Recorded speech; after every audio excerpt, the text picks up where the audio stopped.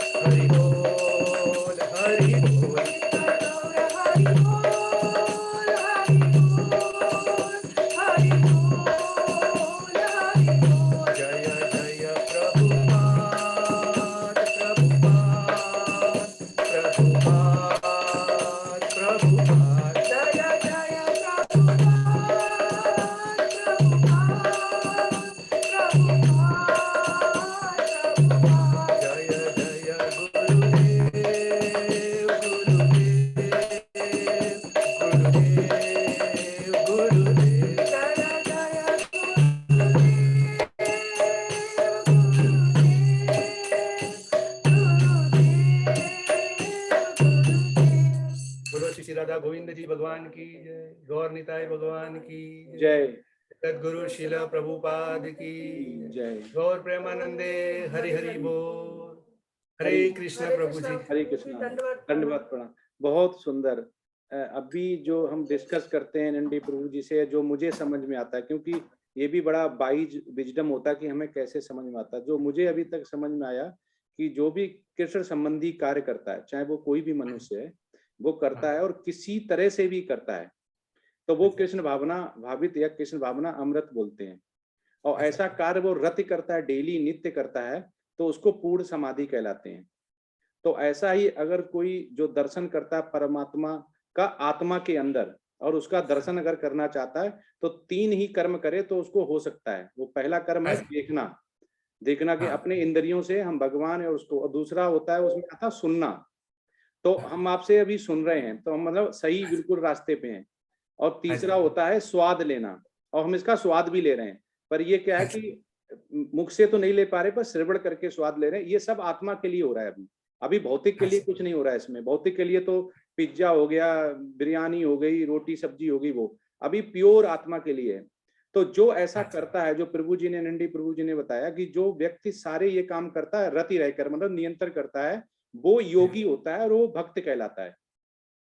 तो हमें आपके साथ योग भी पता चल रहा है और भक्ति भी पता चल रहा है, तो हम शुद्ध भक्ति के बनने की तरफ हैं। तो हम भी धीमे धीमे आप जैसा करते हैं भजन कीर्तन, वैसा हम कोशिश करते हैं, उससे हम लर्न करें और भौतिक चीजें अनलर्न करें। तो जो अनलर्न करेंगे तभी हम लर्न कर पाएंगे न्यू थिंग। तो प्रभु जी बहुत प्रणाम हमारी तरफ से।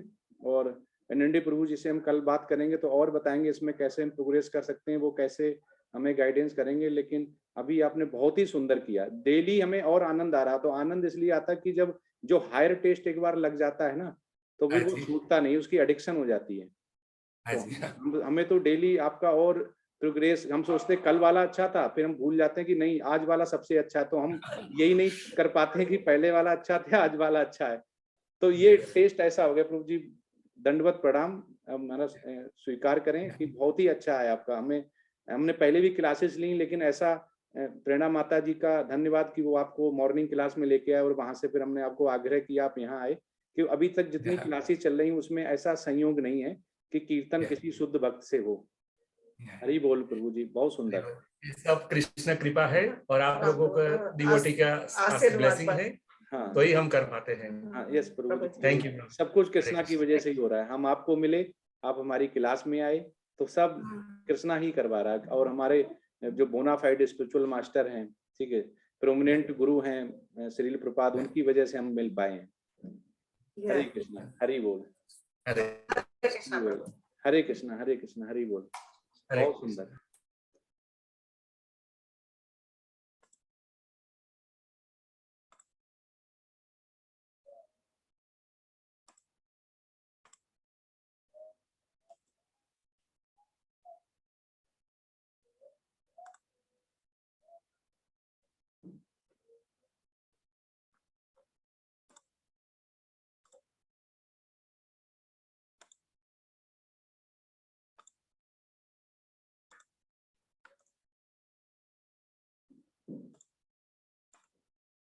स्लाइड विजुअल है?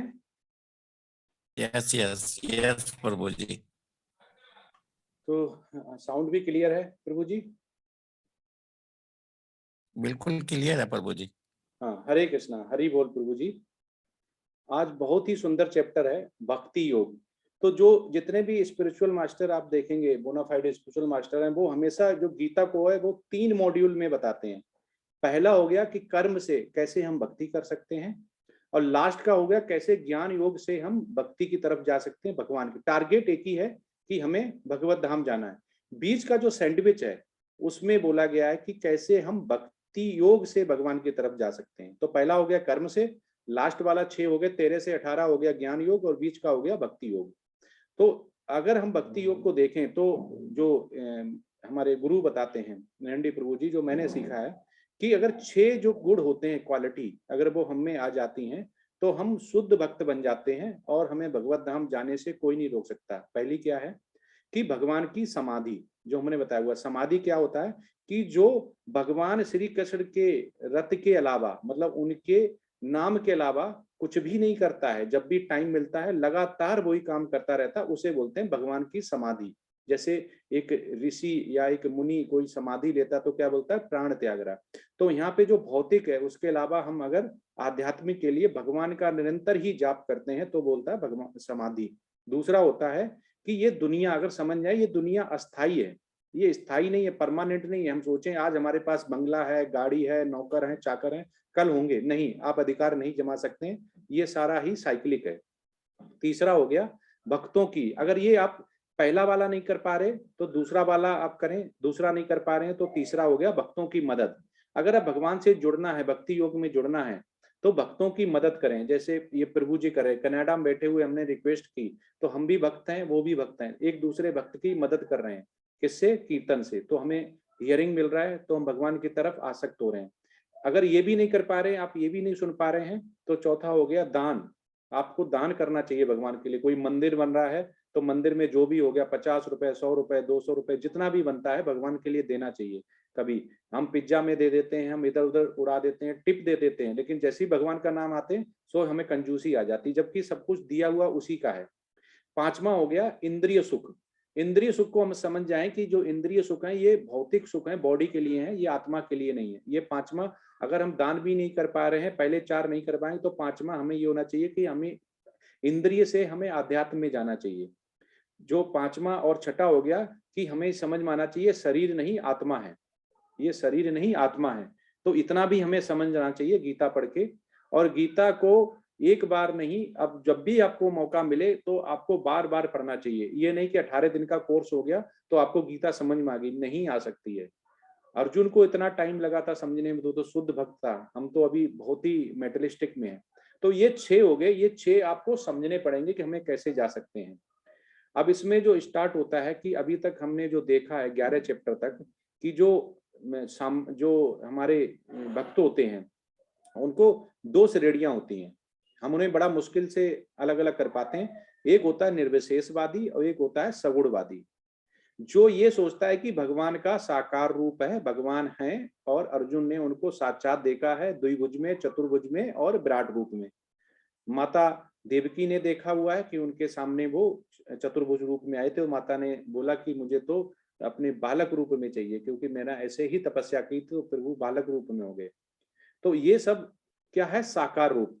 निर्विशेषवाद मायावादी क्या बोलते हैं, इम्पर्सनलिज्म क्या बोलते हैं, कि भगवान जो हैं वो हैं किस रूप में? वो ये करते हैं कि एक कोई निर्विशेषवाद ये बोलते हैं कि ब्रह्मलीन के ऊपर कोई एक शक्ति है और ये आत्मा उसमें विलीन हो जाती है, और जो ब्रह्मा है वो सभी पुरुषों में सभी के आदि ब्रह्मा है, तो उनको बोला गया है। तो ये होता है निर्विशेषवाद। इन दोनों में यही होता है कि हम भगवान को साकार रूप समझते हैं कि उनका रूप है, और वो समझते हैं कि है तो कोई शक्ति, कोई ब्रह्मलीन में चली जाती है, कोई शक्ति, तीसरी शक्ति है कुछ, उसका वो अरूपम को ज्यादा देते हैं। आ माने नहीं रूपम, मतलब जिसका कोई रूप नहीं है।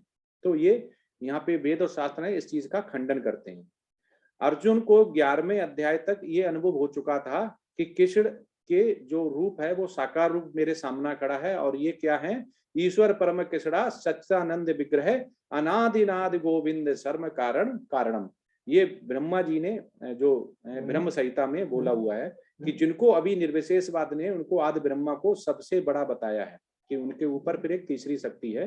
तो उन ब्रह्मा जी ने खुद बोला हुआ है अपने मुख से ब्रह्म संहिता में कि ईश्वर परम कृष्णा सच्चानंद विग्रह अनादिराद गोविंदा सर्व कारणम, कि सभी के कारण कौन है? सबसे ईश्वर एक ही होता है।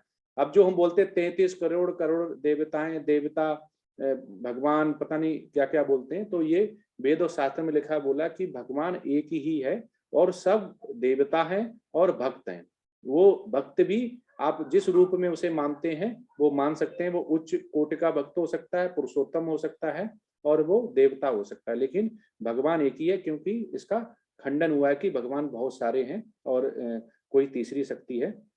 अब ये आते हैं कि कृष्ण के साकार रूप को उन्होंने देखा हुआ था, और जो कृष्ण के लिए लगातार कर्म करता है, चाहे वो संकीर्तन हो, भजन हो, उनका चैंटिंग हो, जो भी करता रहता, ऐसा भक्त जो होता है वो बिल्कुल ही टाइम नहीं गवाता है भौतिक के लिए कि टीवी देखाएं, हम कुछ सीख लें, हम इधर उधर बातें कर लें, डिबेट कर लें, टीवी देख लें, कुछ भी नहीं। वो जब भी टाइम मिलता है वो भगवान के लिए करता है। जो ऐसा कार्य करता है उसको पूर्ण समाधि बोलते हैं, जो कि लगातार भगवान के लिए टाइम मिला जपा कर लिया, टाइम मिला संकीर्तन कर लिया, टाइम मिला गीता पढ़ ली, टाइम मिला श्रीमद् भागवतम पढ़ लिया, तो इसको ही पूर्ण समाधि कहते हैं।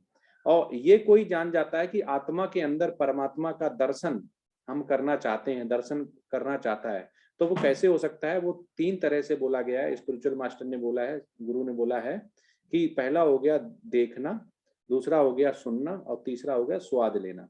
अगर ये कार्य हम करते रहते हैं तो हमारे जो भौतिक कार्य है वो ऑटोमेटिक बंद हो जाएंगे। तो ये भक्ति योग का अभी तक का 11वें चैप्टर तक ये था और 12वें का हमने थोड़ा कंटेंट बताया हुआ है। तो ये होता है। अब इसमें आगे हम देखते हैं कि कैसे कैसे भक्ति योग में क्या क्या भगवान श्री कृष्ण और अर्जुन के बीच डायलॉग हुआ और कैसे हम उसको समझ सकते हैं, कैसे डिवोशनल सर्विस में जा सकते हैं।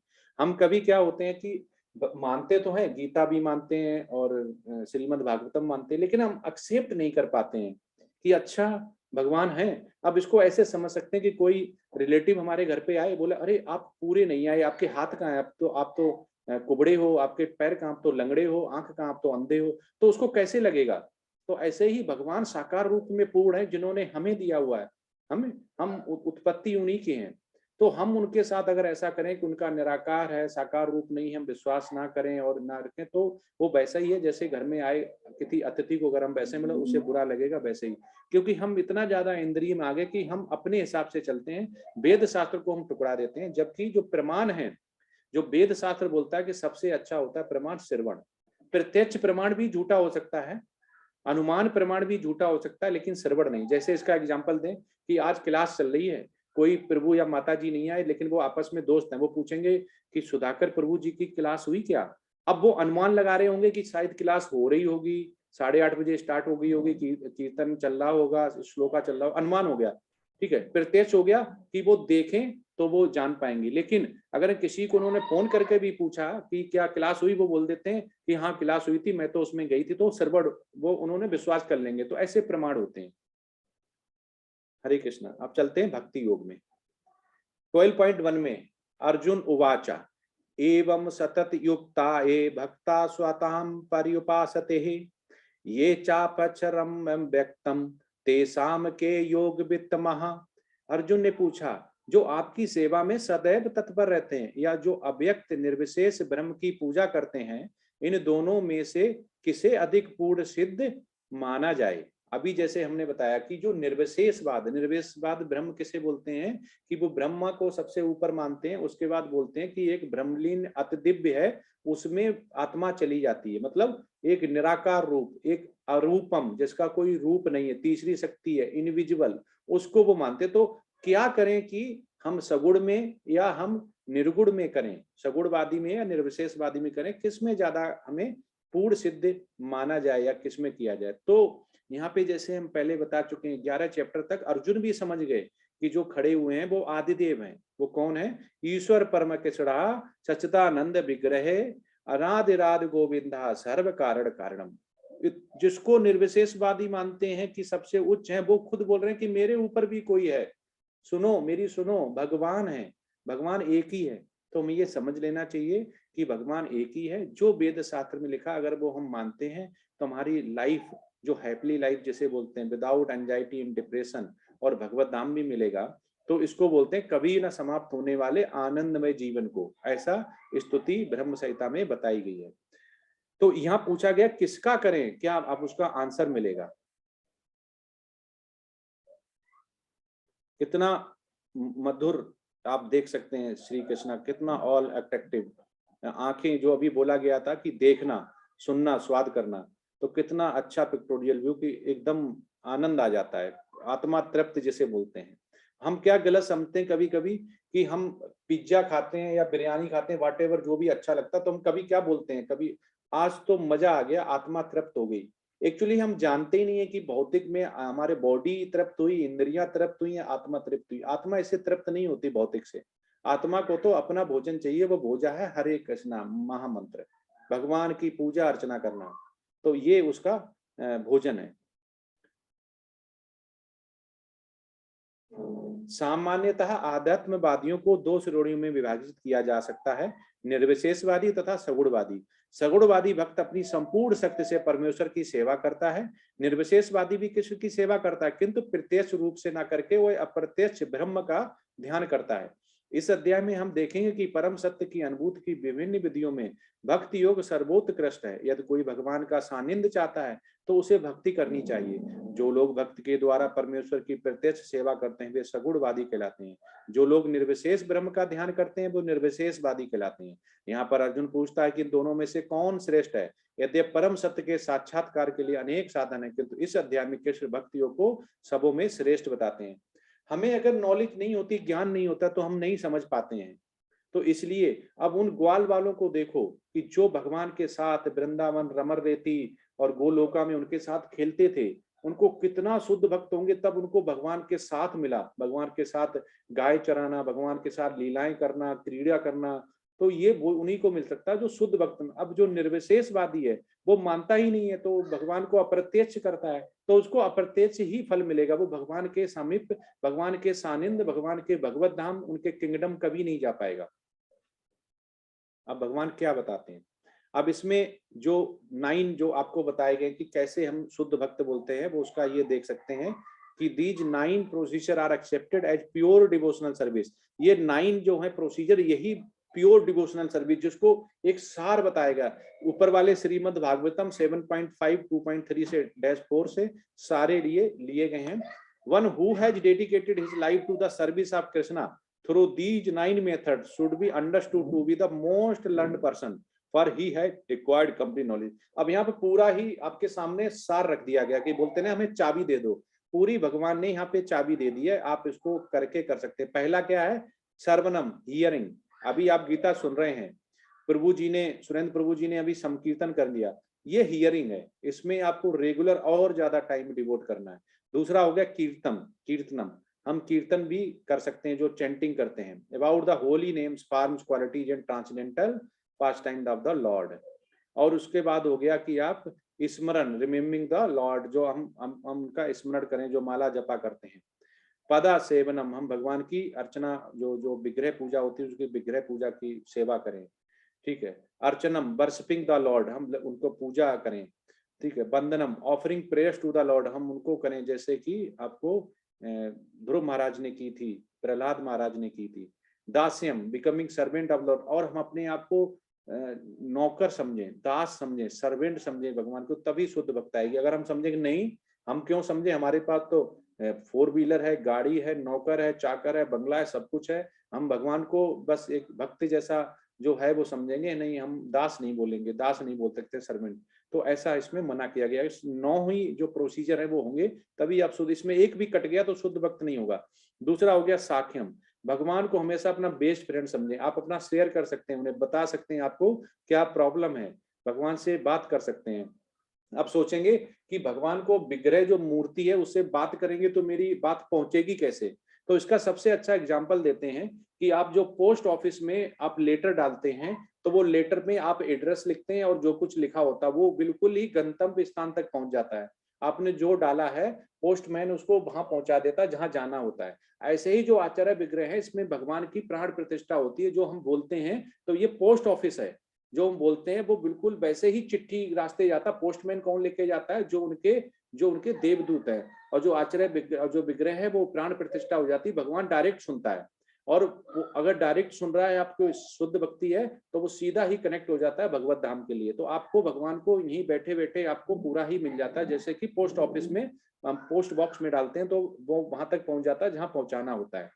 आत्मा निवेदनम, ठीक है, complete surrender to the lord, और कंप्लीट सरेंडर कर दो बिल्कुल ही कि भगवान मैं जो कुछ भी हूँ, मुझे शुद्ध भक्त बनना है, तो अपने बोनाफाइड स्पिरिचुअल मास्टर है उसको आप कंप्लीट कर दो। कि क्योंकि इस भौतिक में आपको पग पग पे दुख मिलेंगे। आपको एक मकान होगा, 2 मकान की चिंता होगी, पड़ोसी ज्यादा ऊंचा बना लेगा तो आप फिर ऊंचे के लिए होंगे, वो लंबी गाड़ी आएगी तो आप फिर उससे लंबी गाड़ी सोचें। इसका कोई अंत नहीं। एक केवल जो फिक्स है, जो टेम्पररी नहीं है, वो है आध्यात्म। इसमें दिन पे दिन प्रोग्रेस होती है और आनंद आता है। उसमें भौतिक में आनंद नहीं आता। जैसे पहले बोला हुआ कि इंद्रिय सुख को टेम्पररी है, वो परमानेंट नहीं है। ठीक है, भक्तों की मदद करें, दान करें, भगवान की समाधि में टाइम दें, समझे दुनिया अस्थाई है, शरीर नहीं आत्मा है, और इंद्रियों का हम वर्णन जाने कि इंद्रियों को कैसे कर। ये 9 के अलावा ये आप लोग लिख सकते हैं, ये वो भी आएगी, हम शेयर करेंगे। ये 9 में ही आपको लगना है, अगर ये सारे टिक हो गए, 9 के 9 कंप्लीट हो गए, समझो आप शुद्ध भक्त बन गए। कोई आपको भगवत धाम जाने से नहीं रोक सकता है। अब वो क्वेश्चन ये आता है फिर बार बार कि जब भगवान ने भगवत धाम जाने ही हमें इतनी मेहनत करनी, फिर हमें पृथ्वी पे भेजा क्यों? इसी को वो भगवत धाम बना दे। बात है बिल्कुल सही है। तो आपका जब बच्चा भगवान का पुत्र हो गया, जैसे हमारे भी पुत्र हो गए, तो पुत्र अगर बाहर निकलते हैं घर के बाहर, तो वो तो अपनी मन मर्जी करते हैं। उनको स्कूल में भेजो, कॉलेज में भेजो, जब हम उनके साथ नहीं होते हैं, वो चाहे टॉफी खाएं चाहे चॉकलेट खाएं, उनके ऊपर स्वतंत्र। ऐसे ही हम इस भौतिक आसक्ति में स्वतंत्र हैं। हम भगवान की भक्ति करें चाहे हम उसको भौतिक की तरफ जाएं, वो हमारे में कोई इंटरफेयर नहीं करता। बस हमें अगर ये समझ में आ जाता 3D कॉन्सेप्ट कि हमें क्या करना है, कि डू योर ड्यूटी, आपको कर्म नहीं त्यागना। अब जैसे कुछ मुझे भक्त मिलते हैं, हम उनसे बात करते हैं, और तो बोलते हैं कि प्रभु जी हमें तो लग रहा है कि आप 7-8 साल में ना संन्यास ले लोगे, कि आप गीताकार कर रहे हो, इतना अच्छा बोलते हो, मधुर बाड़ी हो गई, हमें लग रहा है 7-8 बार संन्यास लोगे। तो हमने कि उसके बाद हम करेंगे क्या? तो बोले कि आप मंदिर में आराम से रहना, जंगल में रहना, और को मजीरा बजाना और मृदंगा। तो हमने कि नहीं, गीता में भगवान श्री कृष्ण ने, हमारे स्पिरिचुअल मास्टर ने बोला हुआ कि नहीं, कर्म त्याग नहीं करना, कर्म संन्यास नहीं करना है। कर्म गृहस्थ जीवन में रहते हुए कैसे हम भगवान की भक्ति कर सकते हैं, यही सबसे अच्छा है। क्योंकि श्री कृष्ण खुद गृहस्थ थे, अर्जुन खुद गृहस्थ थे, सभी गृहस्थ हुए हैं। तो इसीलिए गृहस्थ रहते हुए क्या कर सकते हैं।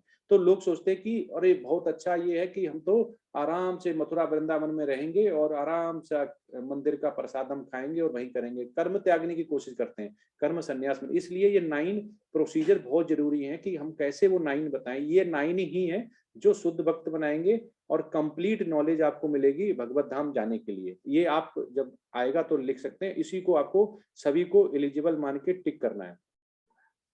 12.2 अब भगवान, अब जो क्वेश्चन हो गया अब आंसर।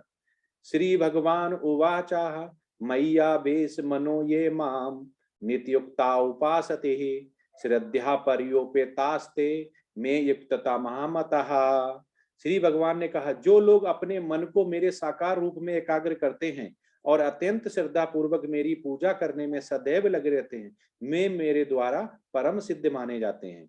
अब उन्होंने पूरा बता दिया कि जो लोग अपने मन को मेरे साकार रूप, निराकार नहीं, अरूपम नहीं, मतलब हमारे सामने मूर्ति होनी चाहिए, हमारे सामने विग्रह होने चाहिए, उसमें लगाता है, अत्यंत श्रद्धा पूर्वक मेरी, श्रद्धा पूर्वक, श्रद्धा के साथ, मन में कोई ऐसे विचार नहीं कि मन में कि भगवान है या नहीं है, भगवान है नहीं, जपते जा रहे हैं भगवान है या नहीं, मिलेंगे नहीं मिलेंगे, बिल्कुल श्रद्धा के साथ जो भागवतम और गीता में लिखा हुआ उसे मान के मेरी पूजा में सदैव लगे रहते। जो मैंने बताया कि जो हमेशा पूर्ण समाधि में रहते हैं, जो किसी अन्य कार्य को नहीं करते हैं, केवल भगवान की ही भजन करते हैं, कीर्तन करते हैं, जो 9 प्रोसीजर बताए, तो उसको ही हम परम सिद्ध माना जाता है, वो ही भगवत धाम आ सकता है। जैसे कोई एग्जाम के लिए, कंपटीशन के लिए या कोई वैकेंसी निकली, तो उसमें दिया होता है ना कि ये एलिजिबिलिटी क्राइटेरिया है कि हाई स्कूल होना चाहिए, 3 साल का एक्सपीरियंस होना चाहिए, शरीर सही होना चाहिए। वैसे ही ये 9 जो बताए गए प्रोसीजर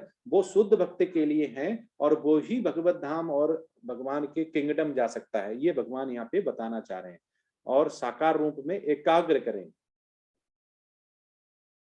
12.34 लेकिन जो लोग अपनी इंद्रियों को वश में करके तथा सबों के प्रति संभाव रखकर परम सत्य की निराकार कल्पना के अंतर्गत उस अव्यक्त की पूरी तरह से पूजा करते हैं, जो इंद्रियों की अनुभूत के परे है, सर्वव्यापी है, अकलनपी है, अपरिवर्तनीय है, अचल तथा ध्रुव है, वे समस्त लोगों के कल्याण में संलग्न रहकर अतः मुझे प्राप्त करते हैं।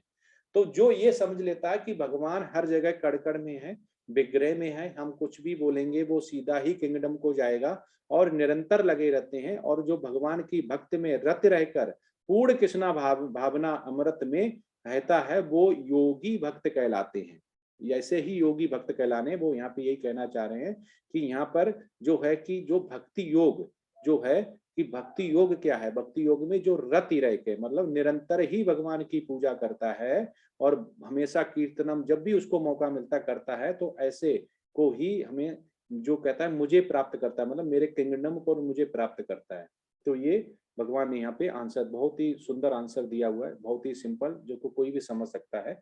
12.5 जिन लोगों के मन परमेश्वर के अव्यक्त निराकार स्वरूप के प्रति आसक्त हैं, उनके लिए प्रगति कर पाना अत्यंत कष्टप्रद है। देहधारियों के लिए उस क्षेत्र में प्रगति कर पाना सदैव दुष्कर होता है। अब जो निराकार को मानते हैं, जब निराकार मानते हैं तो आप मेडिटेट कर ही नहीं पाएंगे। आपको मन में कहीं ये डाउट रहेगा भगवान है या नहीं है, साकार रूप है या नहीं। हम मानते हैं, गीता मानते हैं, श्री कृष्ण है, परम भगवान को भी मानते हैं कि भगवान कोई है, लेकिन उनका अरूपम है, मतलब वो आ माने नहीं, रूप नहीं है कोई शक्ति है तीसरी दिखती नहीं है, शक्ति है। अगर आप ऐसा करते हैं तो बड़ा ही कष्टप्रद होता है, आप भगवान के भगवत धाम नहीं जा सकते हैं। अब वो ऐसा ही हुआ कि जैसे कि आप कोई स्कूल में जाएं, आप कहते हैं कि प्रिंसिपल आप ऐसे हैं, आप दिख नहीं रहे हैं, आपका टूटा है, ये है वो है, तो उसको अच्छा नहीं लगेगा। तो ऐसे ही अगर आप मानते हैं तो साकार रूप को मानना पड़ेगा, तो ही प्रगति होगी। और यहाँ पे लिखा हुआ देहधारी, देहधारी मतलब हमारे पास तो साकार रूप है और हम कह रहे भगवान का नहीं है, तो भगवान हमसे ज्यादा शक्तिशाली है। भगवान को तो इसमें क्या होता है कि हम कभी कभी शक्तियां देखते हैं कि किसके पास शक्ति है, वो भगवान है, ठीक है, भगवान के पास शक्ति है, तो जो हमें अगर शरीर दे सकता है तो उसके पास तो शरीर होगा। तो ये तो सोचने वाली बात ही नहीं है कि वो उनका निराकार रूप है या अरूपम है। तो भगवान के पास शरीर है तभी हमें शरीर दिया है और इस सृष्टि की रचना की है, ऑल क्रिएटर्स है। तो हमेशा एक ही मंत्र याद रखना जो ब्रह्मा जी ने बोला हुआ है बार बार, कि जो हमें याद दिलाता है कि कौन भगवान है। ईश्वर परम किचड़ा सच्चिदानंद विग्रहे अनादिराद गोविंदा सर्व कारण कारणम। उन्होंने सभी को बता दिया कि जो मुझे मानते हैं, मेरे ऊपर जो है वो मेरे ऊपर भी कोई है, मैं अंत नहीं हूं, मेरे ऊपर भी कोई है।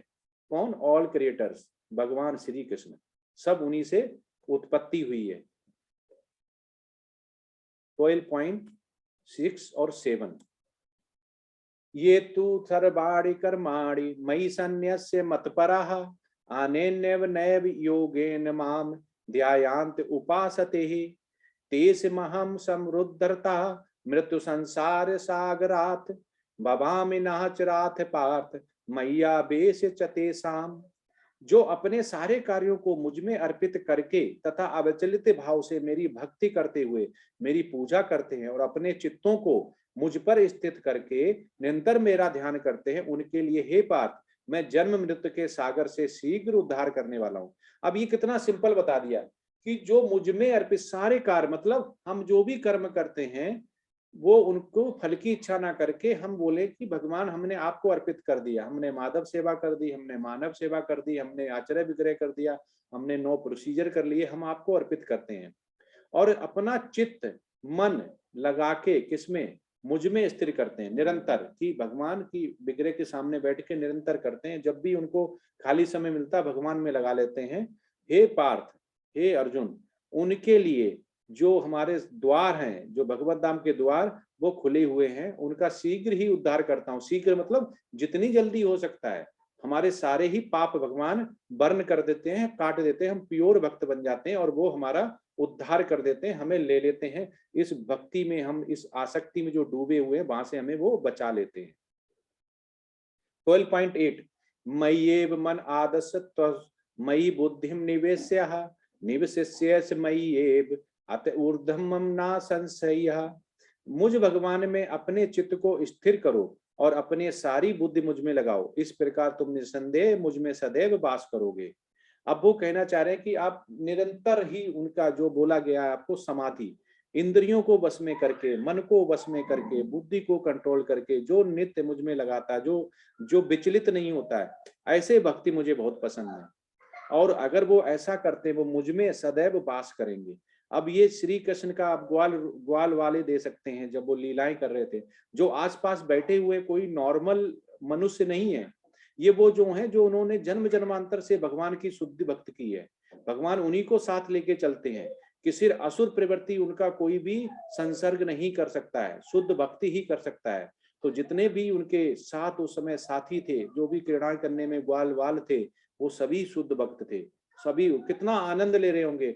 हम भगवत धाम जाने की सोच रहे हैं, लेकिन उन्होंने यहाँ पे ही भगवत धाम का पूरा आनंद लिया, उनके साथ क्रीड़ाएं की, उनके साथ खेले, उनके साथ बड़े हुए। ऐसे शुद्ध भक्त को नमस्कार। यहाँ पे बोला गया कि सदैव हम में वास करते हैं। और भगवान ऐसे ही शुद्ध भक्त को जब भी वो अवतार लेते हैं, पृथ्वी पे लेके आते हैं। 12.9 अथ चिंतितम समाधातुम ना शक्नोसि मयि स्थिरम अभ्यास योगेन ततो मामिच्छापुतम धनंजय।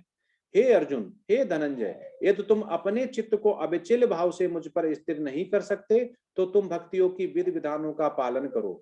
इस प्रकार तुम मुझे प्राप्त करने की चाह उत्पन्न करो। अब वो कह रहे अगर हम पे हो नहीं पा रहा है तो हमसे पहले हमारा चाह आएगी कैसे? तो वो बता रहे कि पहले चाह उत्पन्न करो, पहले ये तो करो कि हाँ मुझे डिवोशनल सर्विस में जाना है, मुझे भगवत धाम जाना है। नहीं, मुझे इतना हो जाए, भगवान इतनी शक्ति दे दे, बस रुपया पैसा आ जाए, मौज की नौकरी हो जाए और सुंदर कन्या हो जाए और सब बिल्कुल सेट हो जाए और बिल्कुल ही कर्म ना करना पड़े, घर में बैठे बैठे ही पैसा आ जाए।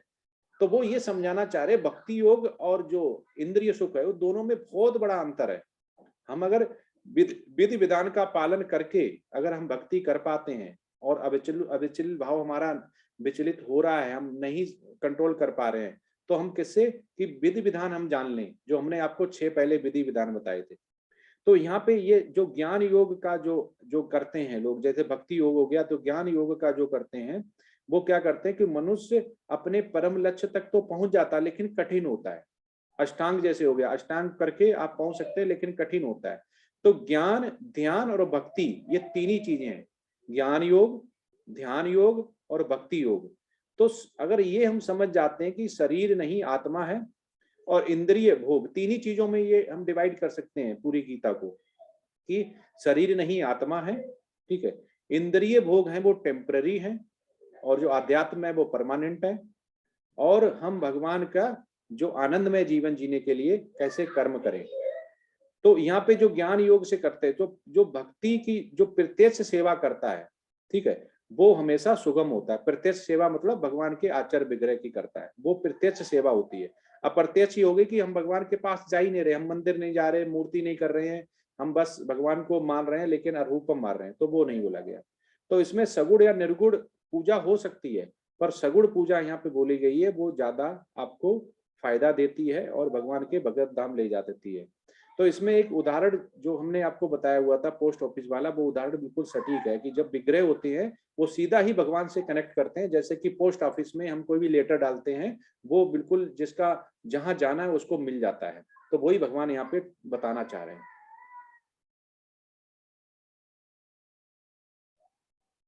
12.10 यदि तुम भक्ति योग के विधि विधानों का भी अभ्यास नहीं कर सकते तो मेरे लिए कर्म करने का प्रयत्न करो, क्योंकि मेरे लिए कर्म करने से तुम पूर्ण अवस्था से आदि प्राप्त हो सकते हो। जैसे जो हमने 6 आपको बताए थे कि भगवान की भक्ति योग में जाने के लिए क्या है, अब वो कह रहा है कि तुम भक्ति योग के विधि विधान भी नहीं कर सकते हो जो बताए गए हैं, जिसमें कि इंद्रियों को कंट्रोल करना है, मन को कंट्रोल करना, बुद्धि को कंट्रोल करना, आचार्य विग्रह की पूजा करना। तो ये काम तो कर सकते हो कि जहाँ पे भी कहीं मंदिर बन रहा है उस मंदिर में कार्य देके, अपना टाइम देके मंदिर बनाने में कार्य कैसे कर सकते हो, क्योंकि मंदिर किसका बन रहा है, भगवान का घर बन रहा है। हम अपना घर कितना अच्छा बनाते हैं, एक एक खड़े रहते हैं राज मजदूर के पीछे, लेकिन जैसे ही भगवान का घर बनना होता है, किंगडम बनना होता है, जो हमसे ऊपर है, जो आदि देव हैं, उनका अगर घर बनना होता है तो हम ध्यान नहीं देते हैं। ठीक है, वो कहना चाह रहे हैं कि अगर आप ये भी नहीं कर पा रहे हो तो मैं तीसरा रास्ता बता रहा हूँ कि आप जहाँ पे भी मंदिर बनता है उसमें अपना समय देके, अपना काम करके कैसे अपने आप को भक्ति में जोड़ सकते हो। अब बता रहे ये भी नहीं कर पाओगे तो कैसे कर सकते हो। 9.27 का यहाँ पे आया हुआ है वर्णन, यत करोसि यद्यसनासि इज्जोहोसि ददासि यते यत्यपस्यसि कौन्तेय तत्कुरुष्व मदपर्णम्। तो यहाँ पे क्या बोला हुआ कि हे कुंती पुत्र, तुम जो कुछ करते हो, जो कुछ खाते हो, जो कुछ अर्पित करते हो या दान देते हो और जो भी तपस्या करते हो उसे मुझे अर्पित करते चलो। ठीक है, तो कह रहे कि जो भी आप कुछ भी करते, कोई भी कर्म कर रहे हो वो भगवान को अर्पित करते चलो। जो कुछ खाते हो वैसा ही प्रसादम बनाओ, भगवान को चढ़ा दो। 14 साल की जो बालक होता है उतना आप आधे घंटे रख के प्रसादम घर में बांट सकते हो, वो कहीं नहीं जाने वाला। अरे ये भी करते हो, उसके साथ अगर आप दान देते हो, जो भी तपस्या करते हो मुझे अर्पित करते करो, तो आप दान भी दे सकते हो। अगर ये भी नहीं कर पा रहे हो तो आपको जो भी श्रद्धा है, 11 रुपए, 21 रुपए, 51 रुपए, 101 रुपए, 121 रुपए, 151 रुपए, जो कि आप टीवी, पिज्जा या कहीं भी कंज्यूम करें, अगर ये भी नहीं कर सकते हो तो मेरे किंगडम के लिए, जो पृथ्वी पे मेरा मंदिर बन रहा है, जो हम मानव सेवा या माधव सेवा के लिए लगाते हैं, उसमें आप दान दे सकते हो। तो बता रहे कि चौथा पॉइंट ये हो गया कि आप दान दे सकते हो अपनी श्रद्धा के हिसाब से। उसके बाद हो गया 11, अथैत दप्य सक्तो अस्य कर्तम मधो गम्रासितः सर्व कर्म फल त्यागम ततः कुरु यततामवान।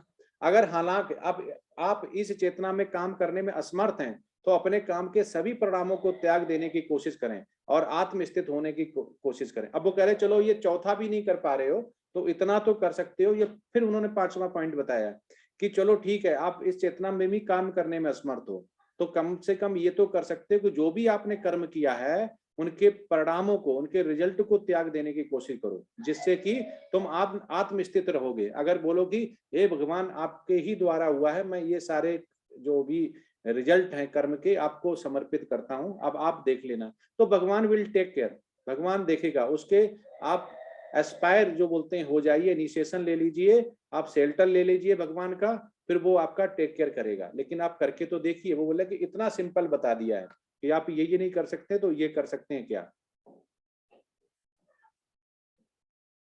12 में श्रियो ही ज्ञानमं भ्यासः ज्ञानाद्यानं विशस्यते ध्यानात् कर्म फल त्यागा सत्यगांचतिरनंतरम। यदि आप इस अभ्यास में से भी नहीं जा सकते हो तो अपने आप को ज्ञान में संलग्न करें। ज्ञान से बेहतर हालांकि ध्यान है और ध्यान से बेहतर काम के फल का त्याग है। इस तरह के त्याग से मन की शांति मिलती है। वो बोले चलो ये 5वां भी नहीं कर पाते हो तो क्या ये कर सकते हो छठा, कि अगर आप अपने ज्ञान में संलग्न करो, पहले ज्ञान ले लो, गीता क्या है, भागवतम क्या है, भगवान क्या कहना चाह रहे, आत्मा अलग है, शरीर अलग है, और हम कैसे भक्ति कर सकते हैं, कैसे वैष्णव का साथ कर सकते हैं, कैसे शुद्ध भक्त का साथ कर सकते हैं, उससे हमें क्या मिलेगा। और ज्ञान से बेहतर, लेकिन ज्ञान तो आपने ले लिया, लेकिन अगर भक्ति नहीं तो कोई फायदा नहीं। ज्ञान से बेहतर क्या है जो बोला गया, हालांकि ध्यान है, और ध्यान से बेहतर काम के फल का। तो सबका घूम फिर के क्या आ गया कि फल का त्याग करना है। जो भी हम कर्म कर रहे हैं उनके फल का त्याग करना है, निष्काम कर्म करना है। तो जो अर्जुन से बोलते हैं कि डू योर ड्यूटी, तुम कर्म का संन्यास नहीं कर सकते हो, तुम क्षत्रिय हो, और क्षत्रिय क्या कर्तव्य क्या होता है, प्रजा की रक्षा करना। ब्राह्मण का क्या होता है, शास्त्र वेद की दीक्षा, सबका अपना काम है। क्षत्रिय का काम कर सकता है लेकिन वो इमरजेंसी में कर सकता है, जैसे परशुराम थे, ब्राह्मण थे, क्षत्रिय हो गए, तो ऐसे मिलते हैं एग्जाम्पल। लेकिन क्षत्रिय को पहला कर्तव्य तो अपना करना है, तो इसलिए उन्होंने बोला do your duty, detachment from result, बल्कि अच्छा त्याग दो। और तीसरा डी हो गया devotion to God, devotion towards God, attachment to God. तो ये अगर करती है तो इससे मन की शांति मिलती है। वो कह रहे इस तरह से भी मन की शांति मिल सकती है। ज्ञान, ध्यान, ये जो राइट साइड में आपको देखेंगे बताया गया, ज्ञान हो गया आपको वेद और शास्त्र का पढ़ना, ध्यान हो गया ध्यान लगाना, और उसके बाद हो गया आपको कर्म का फल त्यागना। तो जिसमें आपको एक इसमें कहानी सुनाते हैं कि एक फल बेचने वाली, ऐसा लिखा हुआ है श्रीमद् भागवतम में इसकी स्टोरी आती है, भगवत गीता 12.2 से इससे बिल्कुल मैच करता है कि एक फल वाली आती है तो वो मैया से बोलते हैं कि फल वाली आई है और मुझे फल लेने हैं। तो मैया सुन नहीं पाती हैं श्री कृष्णा की, तो वो फल वाले के पास जाते हैं, बोलते हैं कि मुझे फल चाहिए। तो इतने मधुर आवाज, इतना ऑल अट्रैक्टिव होते हैं, तो वो खुश होके दे देती हैं, ठीक है। तो वो क्या करते हैं, मुट्ठी भर जो भी अनाज होता है वो ले आते हैं और वो फैलती हुई चली जाती है। वो वहां जाते हैं तो दाने ही बचते हैं, उसकी झोली में डाल देते हैं और उसके डलिया में गिर जाते हैं। अब वो इतना उनसे ऑल अट्रैक्टिव थे, इतना ज्यादा प्रसन्न हुई कि वो उन्होंने सब देने के बाद वो चल दी। लेकिन जैसे ही वो चलने के बाद उन्होंने देखा डलिया में, तो हीरे जवाहरात से भर गए वो।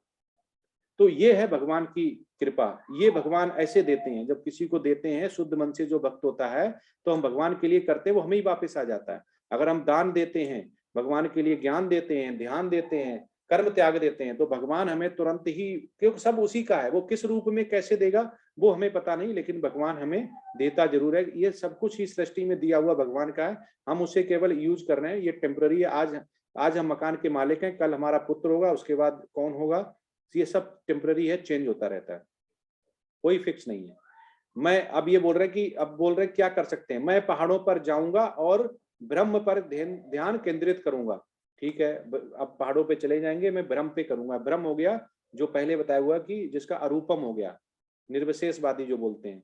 तो वो हो सकता है कि ये बोले कि जब हमें नहीं करना होता, जो बहाने बोलते हैं, अरे वहां तो जाऊंगा लेकिन बहुत ठंडा है, हम नहीं कर सकते। जो भगवान बोले कि 6 चीजें कर सकते हो, पहला करो, दूसरा करो, तीसरा करो, 6 ऑप्शन दे दिया, बोले हम 6 ही नहीं कर सकते, तो आपका कुछ नहीं हो सकता। फिर इसी पृथ्वी पे रहिए, इसी दुखाले पे रहिए, आराम से जो करते हैं वो करते रहिए, पर आपको कोई कुछ नहीं कर सकता है। तो वो कह रहे हैं बहाने कैसे आते हैं कि हम पहला वाला नहीं कर सकते हैं, हम दान नहीं दे सकते, हम कर्म नहीं कर सकते, भगवान के लिए आचार्य विग्रह की पूजा नहीं कर सकते, ये नहीं कर सकते। तो ये क्या बोल रहे हैं कि मैं पहाड़ पे जाऊंगा, हिमालय जाऊंगा, ध्यान केंद्रित करूंगा। फिर सोचते हैं वहां तो बहुत ठंडा है, कैसे कर पाएंगे, बर्फ जम जाएगी। तो वो एक बहाना हो गया। दूसरा बोलते हैं कि हम कहाँ जाके करेंगे, हम जाके करेंगे, मैं रेगिस्तान में जाऊंगा और ब्रह्म पर ध्यान केंद्रित करूंगा। बोला अब पहाड़ पे नहीं जाऊंगा, मैं वहां जाऊंगा। तो वहां पे आप क्या सोचते हैं कि वहां तो बड़े रेतीला होगा, बहुत धूप होगी, बहुत गर्मी होगी, वहां पे तो नागपरी के कांटे होंगे, कैसे कर पाएंगे, वहां पे बहुत गर्म है। तो ये बहाना आता है बहुत गर्म है, यहाँ भी नहीं कर पाएंगे। ये लक्षण है कि जिसमें नहीं करना होता है। तो वो कह रहे हैं कि मैं जंगलों में जाके ध्यान ब्रह्म पर केंद्रित करूंगा। तो वो कहते हैं कि अगर कोई बाघ मुझ पर हमला करे तो क्या होगा, मैंने आंख बंद कर ली, मालूम पड़ा कि मैं संन्यास मुद्रा में ध्यान योग में लगा हुआ, बाघ और चीता आ गया तो मुझे खा जाएगा। तो करे वहां भी नहीं कर पाएंगे। तो उसके बाद वो कहते हैं कि मैं इस कलयुग में क्या कर सकता हूँ। अब वो पूछ रहे कि ना तो मैं पहाड़ जा सकता हूँ, हिमालय जा सकता हूँ, ना मैं रेगिस्तान जा सकता हूँ, ना तो आज संसार में यही 3 चीजें हैं। अगर नहीं कर सकते तो क्या कर सकता हूँ। तो जैसा हम पहले आपको बता सके हैं कि जो श्री चैतन्य महाप्रभु ने क्या बोला हुआ है कि हरे नाम हरे राम, राम राम हरे हरे, हरे कृष्ण कृष्ण कृष्ण हरे हरे। ये महामंत्र हम गृहस्थ जीवन में ले सकते हैं, जो कि मेडिटेशन में भी आता है और भगवान के स्पिरिचुअल में भी आता है। तो उन्होंने क्या बोला हुआ, हरे नाम हरे नाम केवलम कलाउ नास्ते एव नास्ते एवा गतिर अन्यथा। इसके अलावा कुछ नहीं, इसके अलावा कुछ नहीं, अली के इसके अलावा कुछ नहीं। किसके अलावा, जो कि हमारा कृष्ण का महामंत्र है। कौन सा वाला, हरे कृष्ण कृष्ण कृष्ण हरे हरे, हरे राम राम राम हरे हरे। तो ये संकीर्तन करके आप इस कलयुग में रहते हुए जो प्रेस्क्राइब्ड किया गया वो कर सकते हैं। और हरे कृष्ण कृष्ण कृष्ण हरे हरे, हरे राम राम राम हरे हरे कह के इस कलयुग में आप रह सकते हैं। और जो हमें भक्ति मिलती है, तो ये भक्ति कहाँ से आती है कि आचार्य विग्रह का जो परमेश्वर का अवतार होता है, जो आचार्य विग्रह होते हैं वो परमेश्वर का अवतार मान सकते हैं, उसमें प्राण प्रतिष्ठा होती है। और अगर हम इसी के माध्यम से सेवा स्वीकार करते हैं, तो श्रीमद् भागवतम में ये बोला गया है कि जो भी शरण जाने की प्रक्रिया होती है उसको भक्ति कहते हैं। जो भी शरण, जो 9 आपको पहले डिवोशनल प्रोसीजर बताए गए हैं। और मनुष्य अगर भगवान की सेवा करे तो वह ऐसा नहीं करता कि वो माया की सेवा कर रहा है। तो 2 ही चीजें हो सकती हैं, अगर वो भगवान की सेवा कर रहा है तो वो भगवान की सेवा है, अगर वो भगवान की सेवा नहीं कर रहे हैं तो उसे माया की सेवा करनी पड़ेगी। और माया की सेवा तो आप जानते ही हैं कि ये जो भवबंधन है इससे छूट नहीं पाएंगे।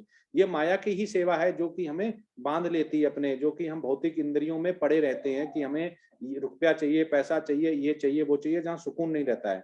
तो इसमें बोला भी गया है कि जो माया की सेवा करता है वो कैसे हो जाता है कि नयामि परमम सिताने वर्ती आदिगतम विनः गरुड़ स्कंद महोदय थे सम्य बारिता। जो बोला गया है कि वैकुंठ लोक में आत्मा को ले जाने के लिए भक्त को अष्टांग योग साधने की आवश्यकता नहीं है, मना किया गया है। इस बार इस प्रकार वो भगवान स्वयं भगवान को भक्ति द्वारा, भक्ति योग के द्वारा भी उसमें वो जा सकता है, भगवत धाम जा सकता है। इसके लिए जरूरी नहीं है।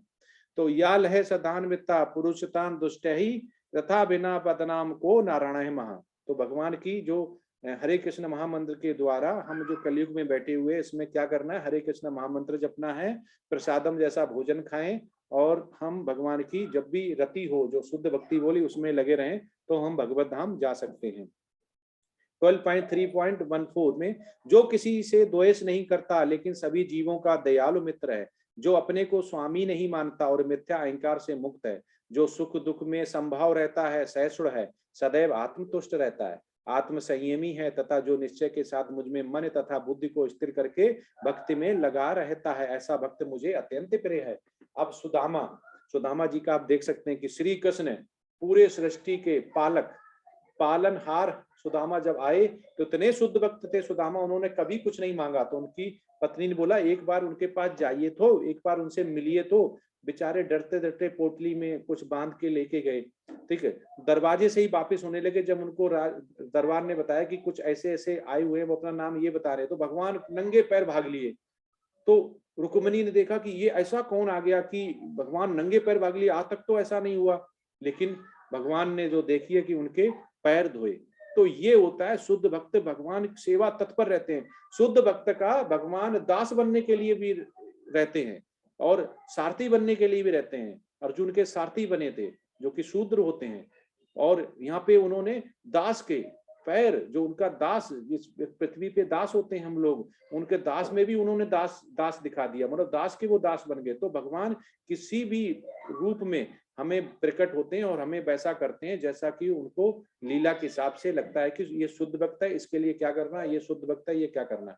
तो कहते हैं कि जो किसी से द्वेष नहीं करता वो शुद्ध भक्त है, जो सभी को दयालु मित्र है, सभी जीवों का जीव हत्या नहीं करता वो मित्र है, जो अपने को स्वामी नहीं मानता कि मैं ही सब कुछ हूँ, मैं दास नहीं हूँ, वो मुझे पसंद है, जो अहंकार से मुक्त है वो शुद्ध भक्त है, जो दुख सुख में संभाव रहता है, स्टेबल रहता है, परेशान नहीं होता, थोड़ा पैसा गया दुखी हो गए, पैसा आया खुश हो गए, उड़ा दिए, जो सहिष्णु है, सदैव आत्मतुष्ट रहता है, जो मिला हुआ है उसमें संतुष्टि रहती है।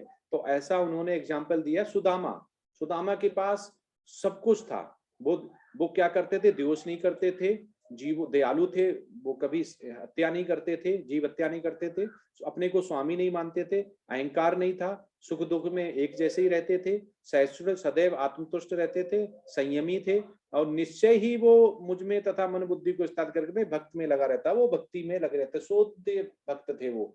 ऐसा भक्त मुझे अत्यंत, इसलिए उन्होंने उनके पैर धोए थे, क्योंकि ऐसा शुद्ध भक्त मुझे बहुत अत्यंत प्रिय है। ऐसे शुद्ध भक्त भगवान को बहुत पसंद होते हैं। तो हमें कोशिश करना चाहिए कि हम सुदामा जैसा बने। 12.15, जिससे किसी को कष्ट नहीं पहुंचता तथा जो अन्य किसी के द्वारा विचलित नहीं किया जाता, जो सुख दुख में भय तथा चिंता में संभाव रहता है, उसे मुझे अत्यंत प्रिय है।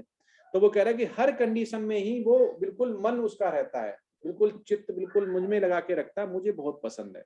अब ये राइट साइड में आप पिक्टोरियल व्यू में देख सकते हैं कि भगवान जो शिव जी हैं वो भागवतम सुना रहे थे शुद्ध भक्तों को। तो पार्वती उनके जंगा पे बैठ गई, ये लीला थी, जंगा पे बैठ गई। तो चित्रकेटा नाम का उन्होंने नारद के साथ थे, शुद्ध भक्त, उन्होंने बोला कि माता आपने ऐसे नहीं बैठना चाहिए। अब वो माता थी और सभी उनके पुत्र हैं, तो माता ने बोला अच्छा तुमने माता को ऐसा बोल दिया। तो उन्होंने बोला कि जा तुझे मैं शाप देती हूँ कि तू दानव बन जाएगा और कुछ टाइम दानव में बिताएगा, जिससे तुझे पता चलेगा कि माता को कैसे बोला जाता है। अब नारद मुनि और जितने भी संत थे उनको तो लगा कि ये सही था। फिर शिवजी बोले, शिवजी को मौका नहीं दिया, कोई लीला करनी थी, तो शिवजी बोले पार्वती से कि ये गलत है, तुमने जो किया हुआ बिल्कुल सही बोल रहा है, क्योंकि हम जैसा करेंगे लोग वैसा ही आगे फॉलो करेंगे। लेकिन उनमें क्या था कि कोई ऐसा इंद्रिय सुख के लिए नहीं कर रहे थे, वो तो हमारे शुद्ध वैष्णव हैं, वो तो भगवान के बराबर हैं। जैसे दूध दही होता है वैसा ही उनमें अंतर है, दूध और दही। श्री कृष्णा दूध है और शिव जी हैं वो हमारे दही हैं। तो ये उन्होंने ऐसा करने के बाद उन्होंने समझाया, तो उन्होंने बोला कि उसको इजी कर दिया कि इतने दिनों तक तुम रहोगे, समझने की बात। तो सभी ने ये बोला कि आप पार्वती जी से और शिव जी ने बोला कि इसका क्या दोष था, कुछ भी दोष था, उन्होंने बोला केवल जो की है वो गलत है। लेकिन गलत यहाँ पे पार्वती जी भी नहीं थी और शिव जी भी नहीं थे और शुद्ध भक्त भी नहीं था। लेकिन क्या होता है कि देखने का नजरिया अलग अलग हो जाता है, कि उनको लगा कि ऐसा माता को बोल दिया, और सारे पुत्र हैं वो उनके सभी पुत्र हैं पूरे सृष्टि में माता के, पार्वती के। तो ऐसा करके कभी कभी हो जाता है कि हम किसी एंगल से देखते हैं तो हमें कुछ लगता है और दूसरे एंगल से देखते हैं तो हमें कुछ लगता है। पर ये हमें हमेशा शुद्ध भक्त जो होता है वो संभव, यहाँ पे रिजल्ट ये आता है कि उन्होंने चित्रकेट ने उन्हें बोल दिया कि जैसी माता की आज्ञा, जो आप बोलेंगे हम वैसा करेंगे। ऐसा शुद्ध भक्त होना चाहिए कि उसने बोल दिया जो भी मुझे दे रहे हैं मुझे एक्सेप्ट है, ऐसा उनके। फिर उनको शिव जी ने और उन्होंने उनका जो बोलते हैं कि थोड़ा टाइम रख के उनका जो कर्ज था वो हटा दिया। 12.16, मेरा ऐसा भक्त जो सामान्य कार्यकलापों पर आश्रित नहीं है, जो शुद्ध है, दक्ष है, चिंता रहित है, समस्त कष्टों से रहित है और किसी फल के लिए प्रयत्नशील नहीं है, रहता मुझे अतिशय प्रिय है। तो वो कह रहे हैं कि जो किसी भी कार्यकलापों में आश्रित नहीं है, मतलब किसी भौतिक इंद्रियों के लिए आश्रित नहीं है। जो शुद्ध है, शुद्ध मतलब होता है जिसपे किसी का पाप नहीं है, ना तो जीव हत्या का पाप है, ना लालच का पाप है, ना अहंकार का है, ना हत्या का है, तो ऐसा शुद्ध भक्त है। जो दक्ष है, दक्ष मतलब जिसको डिवोशनल सर्विस पता है कि 9 जो डिवोशनल सर्विस के लिए क्या करना है, प्रोसीजर पता है, और चिंता रहित है, जिसको चिंता नहीं करता है कि हे भगवान जो भी मैं कर्म कर रहा हूँ फल मैं आपको त्याग के दे रहा हूँ, आप देखिए क्या करना है, मैं फल तो नहीं भुगत ले रहा हूँ, भोग रहा हूँ, आप मुझे जो देंगे मैं एक्सेप्ट कर लूंगा, जैसे चित्रकेत ने किया था।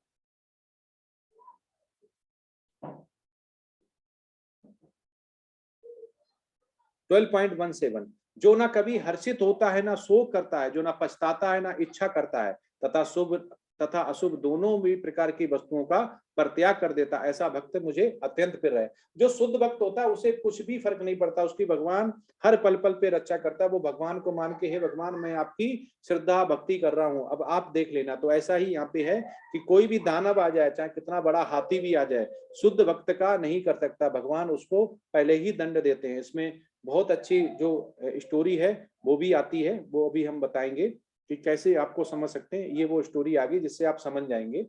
12.18 जो मित्रों तथा शत्रुओं के लिए समान है, जो मान तथा अपमान, शीत तथा गर्मी, सुख तथा दुख, यश तथा अपयश में संभाव रखता है, जो दूषित संगत से सदैव मुक्त रहता है, जो सदैव मौन और किसी भी वस्तु से संतुष्ट रहता है, जो किसी प्रकार के घर बार की परवाह नहीं करता, जो ज्ञान में दृढ़ है, जो भक्ति में संलग्न, ऐसा पुरुष मुझे अत्यंत प्रिय है। तो इसमें दो कहानियां बड़ी सटीक बैठती हैं। गर्मी हो चाहे सर्दी, जो माता होती है वो किचन में जाके एक जैसा ही भोजन बनाती है। जो भोजन उसका सर्दी में बनता है, जब उसको गर्मी नहीं लगती किचन में, वैसा ही उसका गर्मी में बनता। अपने पुत्र के लिए माता कभी भी गर्मी या सर्दी नहीं बोलती। पुत्र को भूख लगेगी, माता तुरंत ही भोजन लेके आएगी, भोजन बनाएगी। ऐसा संभाव एक जैसा, चाहे गर्मी हो, सर्दी हो, तूफान हो, पानी बरस रहा हो, माता खाना बना के अपने पुत्र को खिलाती है। तो वो कह रहे हैं कि आप सभी पुत्र हो, आप हम आदिदेव भगवान के लिए क्या करना है कि जो शत्रुओं के लिए समान है, मित्रों, उसको ना मित्र और शत्रु में कोई अंतर नहीं कि मित्र के पास गया तो कुछ बोल रहा है, शत्रु के पास गया तो अहंकार में बोल रहा है। मान तथा अपमान, शीत तथा गर्मी में एक जैसा रहता है, जैसी मां रहती है। सुख तथा दुख, यश तथा अपयश में संभाव रहता है। सुख दुख यश तथा अपयश में, थोड़ा किसी ने गलत बोल दिया बुरा मान गए, थोड़ा पैसा आया अभिमान हो गया, नहीं ऐसा नहीं भक्त चाहिए। अपयश, जो दूषित संगत से सदैव, दूषित संगति, जो भगवान को नहीं मानता है, जैसे सुरेंद्र प्रभु जी कीर्तन करें, ऐसे भक्तों का साथ चाहिए। गीता पढ़ने के लिए जो लोग हैं, लेवल 2 में हैं, लेवल 3 में शुद्ध भक्त हैं, जो फिल्टर होके आए हुए हैं, जो भगवान को मानते हैं, भगवान को नहीं मानते हैं। वो गीता में 138 लोग ज्वाइन हुए थे, आज 30-40 बचे हैं, तो सारे लोग ट्रेन से उतर गए, क्योंकि वो नहीं समझ पाए। ये ज्ञान ऐसा नहीं जो सभी को समझ में आता है। कुछ लोग ही जन्म जन्मांतर में ऐसा करते हैं जिनको शुद्ध भक्ति मिलती है और ग्वाल वाले बन के भगवान के आसपास बैठ के आनंदमय जीवन को जीते हैं। इसपे सबसे अच्छा जो कहानी है वो जो महाराज अम्बरीश की है। महाराज अम्बरीश ने एकादशी का व्रत रखा था और उनको दूसरे दिन परायण करना था। तो उसी समय दुर्वासा ऋषि आ गए। दुर्वासा ऋषि को बड़ा अभिमान था, उनके शक्तियां थी, वो योगी थे, ऋषि थे, उनको अभिमान भी था, उनको क्रोध बहुत जल्दी आता था। तो दुर्वासा ऋषि जी वहां उनके राज्य में पहुंचे तो उन्होंने बहुत ही आतिथ्य सत्कार किया उनका। राजा बहुत ही शुद्ध भक्त थे भगवान के, इतने शुद्ध भक्त थे उस पृथ्वी पे उन जैसा कोई शुद्ध भक्त नहीं था। अब दुर्वासा ऋषि ने बोला कि मैं आज आया हूं तो अभी स्नान करके कुछ भोजन मिल जाए। तो बोला ठीक है, आप ऋषि स्नान करिए, मैं तब तक भोजन तैयार करवाता हूँ। अब उनका परायण का टाइम भी हो रहा था और वो दुर्वासा ऋषि नहा के आ ही रहे थे। परायण का टाइम क्या होता है, जो लिखा होता है ना कि जैसे एकादशी का व्रत रखा, दूसरे दिन एक टाइम रहता है कि 6:40 से 7:15 के बीच में ही आपको परायण करना, नहीं तो वो फल नहीं मिलता है। हर चीज का टाइम होता है। अब दुर्वासा ऋषि थोड़ा लेट हो गए, तब तक उन्होंने वो आधा गिलास पानी पी लिया और गाय वगैरह जो दान वगैरह देना था वो चालू कर दिया। अब दुर्वासा ऋषि आ गए। दुर्वासा ऋषि आ गए, उन्होंने देखा, उनको क्रोध आ गया। तो उन्होंने पूछा कि ये गाय कैसे बढ़ रही हैं, ये प्रसादम कैसे चालू हो गया, तुमने क्या परायण कर लिया? बोला हाँ। बोला मेरे आज्ञा के बगैर तुमने कैसे कर लिया, मैं नहीं आया कैसे कर लिया? अब वो क्रोधित हो गए। क्रोधित हो गए, उन्होंने अपनी शक्ति से एक दानव बनाया और दानव को मारने के लिए अम्बरीश के पीछे लगा दिया। भगवान की याद करके अम्बरीश महाराज वहीं पे खड़े हो गए। बोला अगर मुझ में, मैं शुद्ध भक्त हूं, मैंने कोई भी कर्म नहीं किया आज तक, मुझे ये मंजूर है, आप जो भी दंड देते हैं ऋषि, अगर मैंने कोई पाप किया है तो मेरा आप जो भी दानव करना चाहे कर सकता है। अगर ऐसा ही जो उन्होंने बोला और उधर विष्णु और कृष्णा ने ये सुना कि ये मेरे शुद्ध भक्त पे ऐसा दंड दिया जा रहा है, जो जिसने कुछ कर्म किया, निष्काम कर्म किया, फल की इच्छा ही नहीं थी, उसने तो एकादशी का व्रत का पारायण किया। उन्होंने शुद्ध भक्त को पहले ही वचन दे रखा कि जो भी मेरे शुद्ध भक्त के लिए ऐसा कभी भी प्रकट होगा दुख, तो हमारा सुदर्शन चक्र उसकी हमेशा रक्षा करेगा। उन्होंने सुदर्शन चक्र छोड़ दिया, उसने सबसे पहले उस दानव का सिर काटा। अब वही सुदर्शन चक्र जिसने दानव को बनाया था उनके पीछे पड़ गया। अब वो दुर्वासा ऋषि भाग रहे हैं, वो सुदर्शन चक्र पीछे कि उनका गर्दन काट देगा। वो ब्रह्मा जी के पास गए कि मुझे बचा लीजिए, ये इसका तोड़ बताइए। उन्होंने बोला कि इसका तोड़ मेरे पास भी नहीं है, इसको कोई नहीं रोक सकता है, सुदर्शन चक्र के रोकने की शक्ति किसी के पास नहीं है। आप ऐसा करिए, शिव जी के पास जाइए, वो अगर त्रिशूल से रोक दें। वो शिव जी के पास गए, उन्होंने बोला नहीं, मैं भी कुछ नहीं कर सकता हूँ, ये मेरे त्रिशूल से नहीं रुकेगा, इसका कोई काट नहीं है। तो वो फिर विष्णु के पास गए कि आप ही का छोड़ा हुआ है, तो आप ही हमें बचाइए। बोला मैं भी कुछ नहीं कर सकता हूँ, क्योंकि ये शुद्ध भक्त के लिए गया है, हम तुम्हें रास्ता बता सकते हैं। बोला क्या है? कि बोला जिसने की वजह, जिसके ये आह्वान पे गया हुआ है रक्षा करने, ये मैंने नहीं भेजा, ये सुदर्शन चक्र खुद अपने आह्वान पे गया हुआ है अपनी शुद्ध रक्षा करने। इसको मैंने ऐसा पहले से ही बोल रखा है, तो इसलिए आप शुद्ध भक्त के पैर पकड़ लीजिए, वो अगर बोल देगा तो रुक जाएगा सुदर्शन चक्र, उसको उसकी गर्दन नहीं काटेगा, वहीं पे रुक जाएगा। तो वो जाके तुरंत लेट गए और उन्होंने पैर पकड़ लिए। अब सुदर्शन चक्र उनकी गर्दन की तरफ बढ़ने लगा, अम्बरीश की तरफ, तो वो लेट गए और उनकी तरफ उन्होंने हाथ जोड़ के वही बोला कि अगर मैंने शुद्ध भक्ति की हो तो आप वापिस चले जाइए। तो वो सुदर्शन चक्र फिर वो वापिस चला गया, क्योंकि वो शुद्ध भक्त की आज्ञा का पालन करता है। और ऐसे अम्बरीश भगवान ने दुर्वासा ऋषि की जान बचाई। उससे फिर दुर्वासा ऋषि और दोनों ही मित्र हो गए, दोनों ने फिर आराम से प्रसादम लिया। तो ये ऐसे होता है शुद्ध भक्ति की, कैसे भगवान उसकी रक्षा करता है, और कैसे जो अहंकार हो जाता है कि हमें तो गीता आ गई, हमें तो भागवतम आ गया, हमें अहंकार आ जाता है। ये सब भौतिक अहंकार है। हम फिजिक्स और मैथमेटिक्स और कैलकुलेशन थोड़ा सीख के हम सोचते हैं हम बहुत बड़े, हम ज्ञानी हो गए। वो ज्ञान किसी काम का नहीं, क्योंकि ज्ञान होना चाहिए अम्बरीश महाराज जैसा, ज्ञान होना चाहिए ध्रुव महाराज जैसा, ज्ञान होना चाहिए प्रहलाद महाराज जैसा, ज्ञान होना चाहिए सुदामा जैसा। ये होता है ज्ञान। 12.20 ये तु धर्मामृतमिदं यथो एक्तम पर्युपासते ही श्रद्धाना मत पर महा भक्तास्ते तीव्र में प्रियः। जो इस भक्त के अमर पथ का अनुसरण करते हैं और जो मुझे ही अपने चरम लक्ष्य बनाकर श्रद्धा सहित पूर्ण रूपेण संलग्न रहते हैं, वे भक्त मुझे अत्यंत प्रिय हैं। जैसे सूर्यदास हमेशा भगवान की भजन करते रहते थे, कोई मतलब नहीं, पूरे दिन लगे रहते। तो ऐसा बोला भी जाता कि उनको भगवान ने बहुत ही अनुकंपा की, बहुत आनंद में जीवन दिया उनको। वो बगैर आंखें होते हुए भी भगवान के दर्शन कर सकते थे, दिव्य दर्शन जैसे बोलते हैं। हम आंखों से भगवान को नहीं दे सकते क्योंकि हमारी लिमिटेशन है। जैसे पहले भी गीता में अर्जुन को उन्होंने दिव्य आंखें दी, तभी भगवान का स्वरूप दिखाई दिया। तो हम द्विरूप में ही भगवान को पूज सकते हैं, चतुर्भुज और विराट रूप तो बहुत ही बात की बात है। अब इसका प्रभुपाद ने क्या बोला हुआ इस चैप्टर के लिए, इस अध्याय में परम सत्य की जो निराकार धारणा वर्णित है उसकी संतुति इस समय तक के लिए की गई है, जब तक मनुष्य आत्म साक्षात्कार के लिए अपने आप को समर्पित नहीं कर देता है। दूसरे शब्दों में, जब तक उसे शुद्ध भक्त की संगत करने का अवसर प्राप्त नहीं होता है, तभी तक निराकार की धारणा लाभप्रद हो सकती है।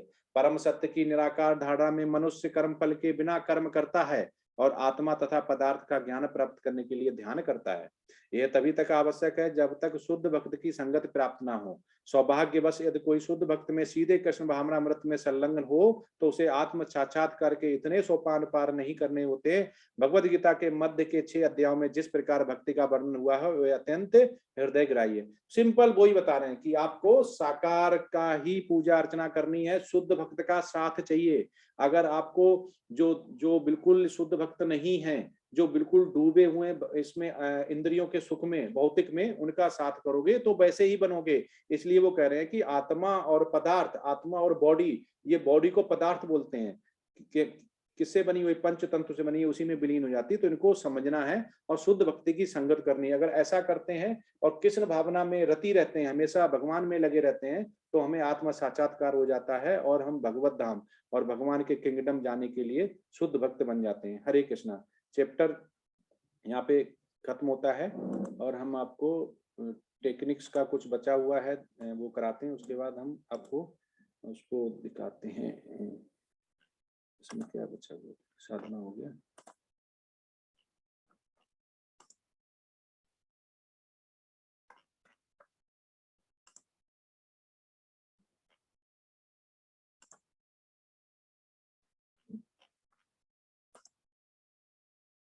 हम इधर खत्म हो गया तो हम समरी पे आ गए थे। तो ये दिख रहा है क्या प्रभु जी, समरी आ गई क्या? आ गई प्रभु जी।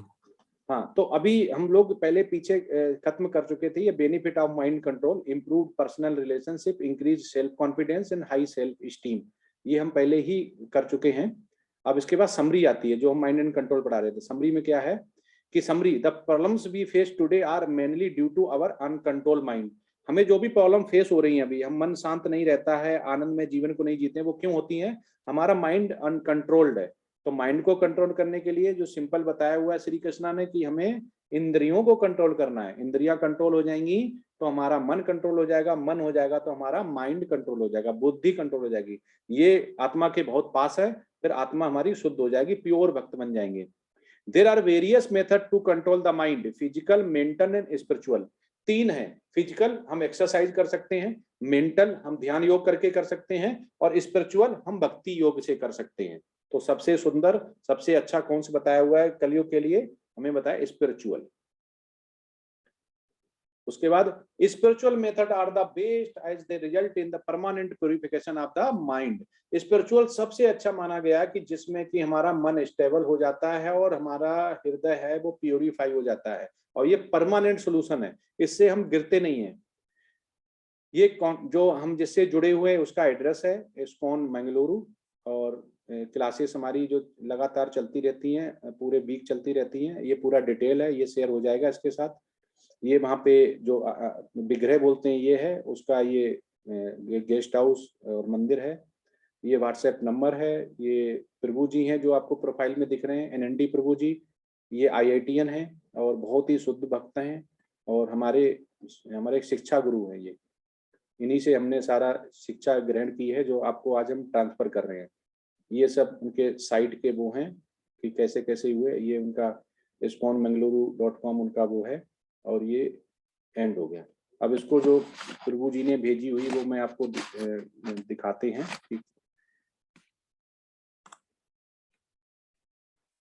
इसमें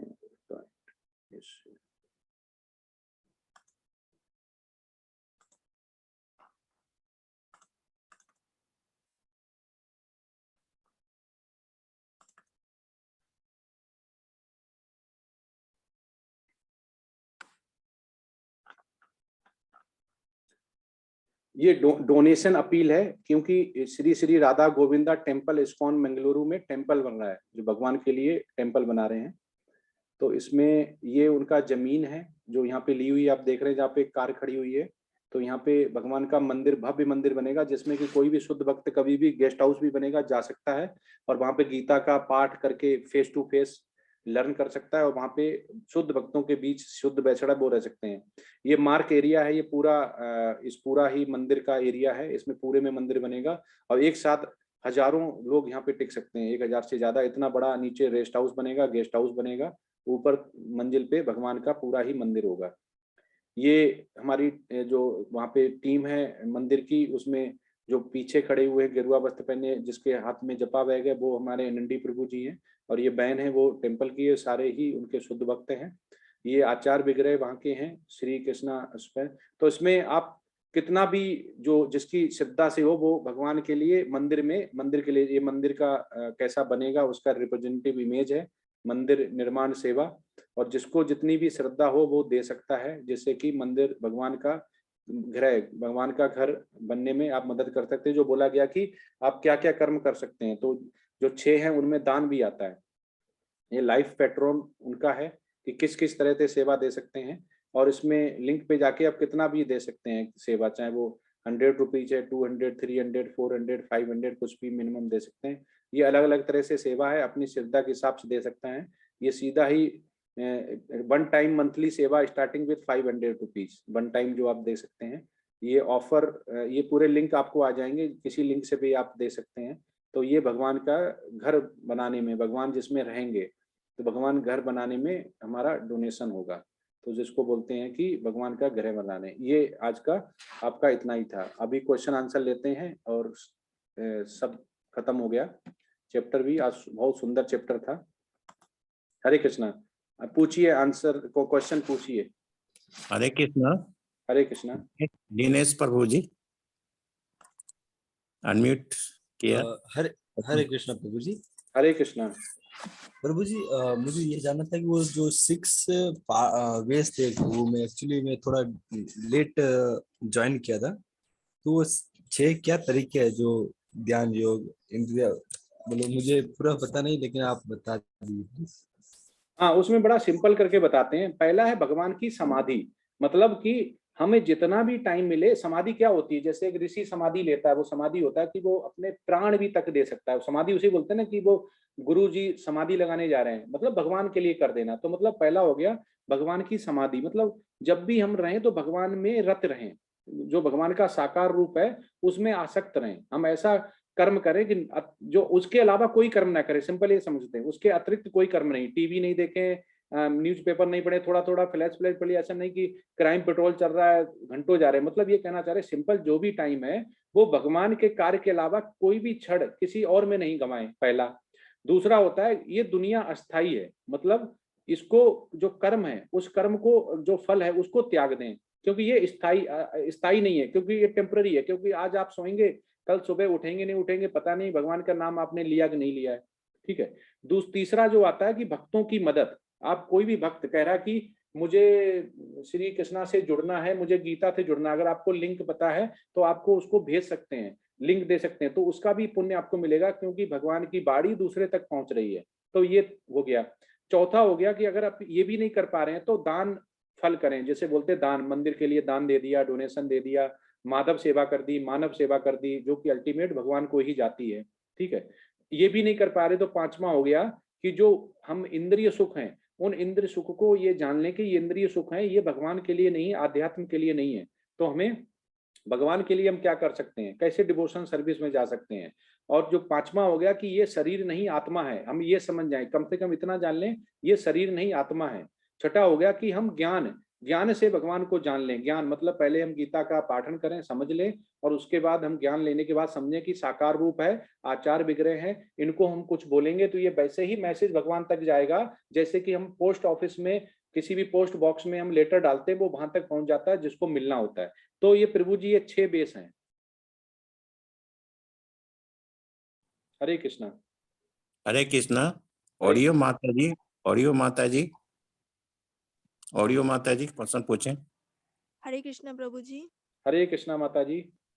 प्रभु जी ये क्वेश्चन था कि मेरा एक आंटी है जो दीक्षा लिया लेकिन भूल गया, तो उन्हें क्या फिर से दीक्षा लेना पड़ेगा?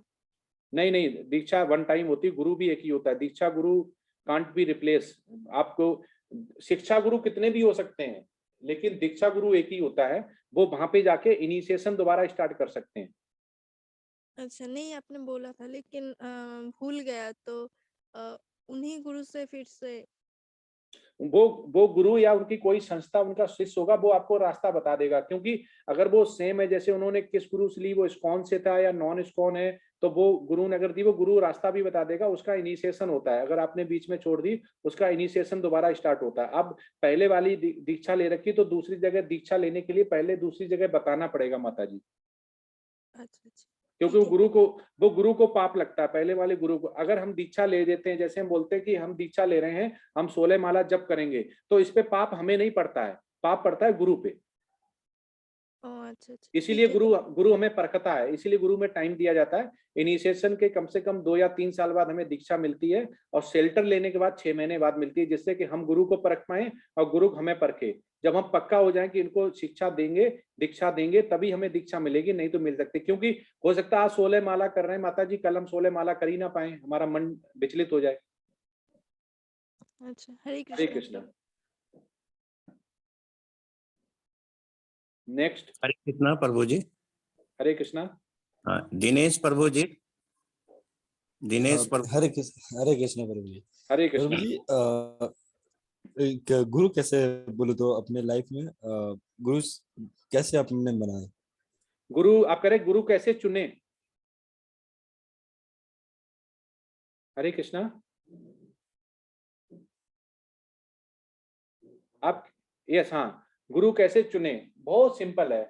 हम किसी अपना, जैसे हम, अगर आप पिता हैं या आप बेटे हैं, अभी शादी नहीं हुई, ऐसे समझ सकते हैं कि बहुत सिंपल बताते हैं कि आप कोई भी स्कूल चुनते हैं तो पहले क्या देखते हैं, पहले ये देखते हैं कि हम जिस स्कूल में जाएंगे उसका नाम है कि नहीं है, किसी किसी सीबीएसई बोर्ड से एफिलेटेड है कि नहीं है, किसी यूनिवर्सिटी से है कि नहीं है, हम इसमें जाएंगे तो मेरा करियर चौपट नहीं हो जाएगा, क्या इसे डिग्री करने के बाद मुझे जॉब मिलेगी नहीं मिली, दिल्ली में एडमिशन मिलेगा नहीं मिलेगा, अच्छी यूनिवर्सिटी में मिले।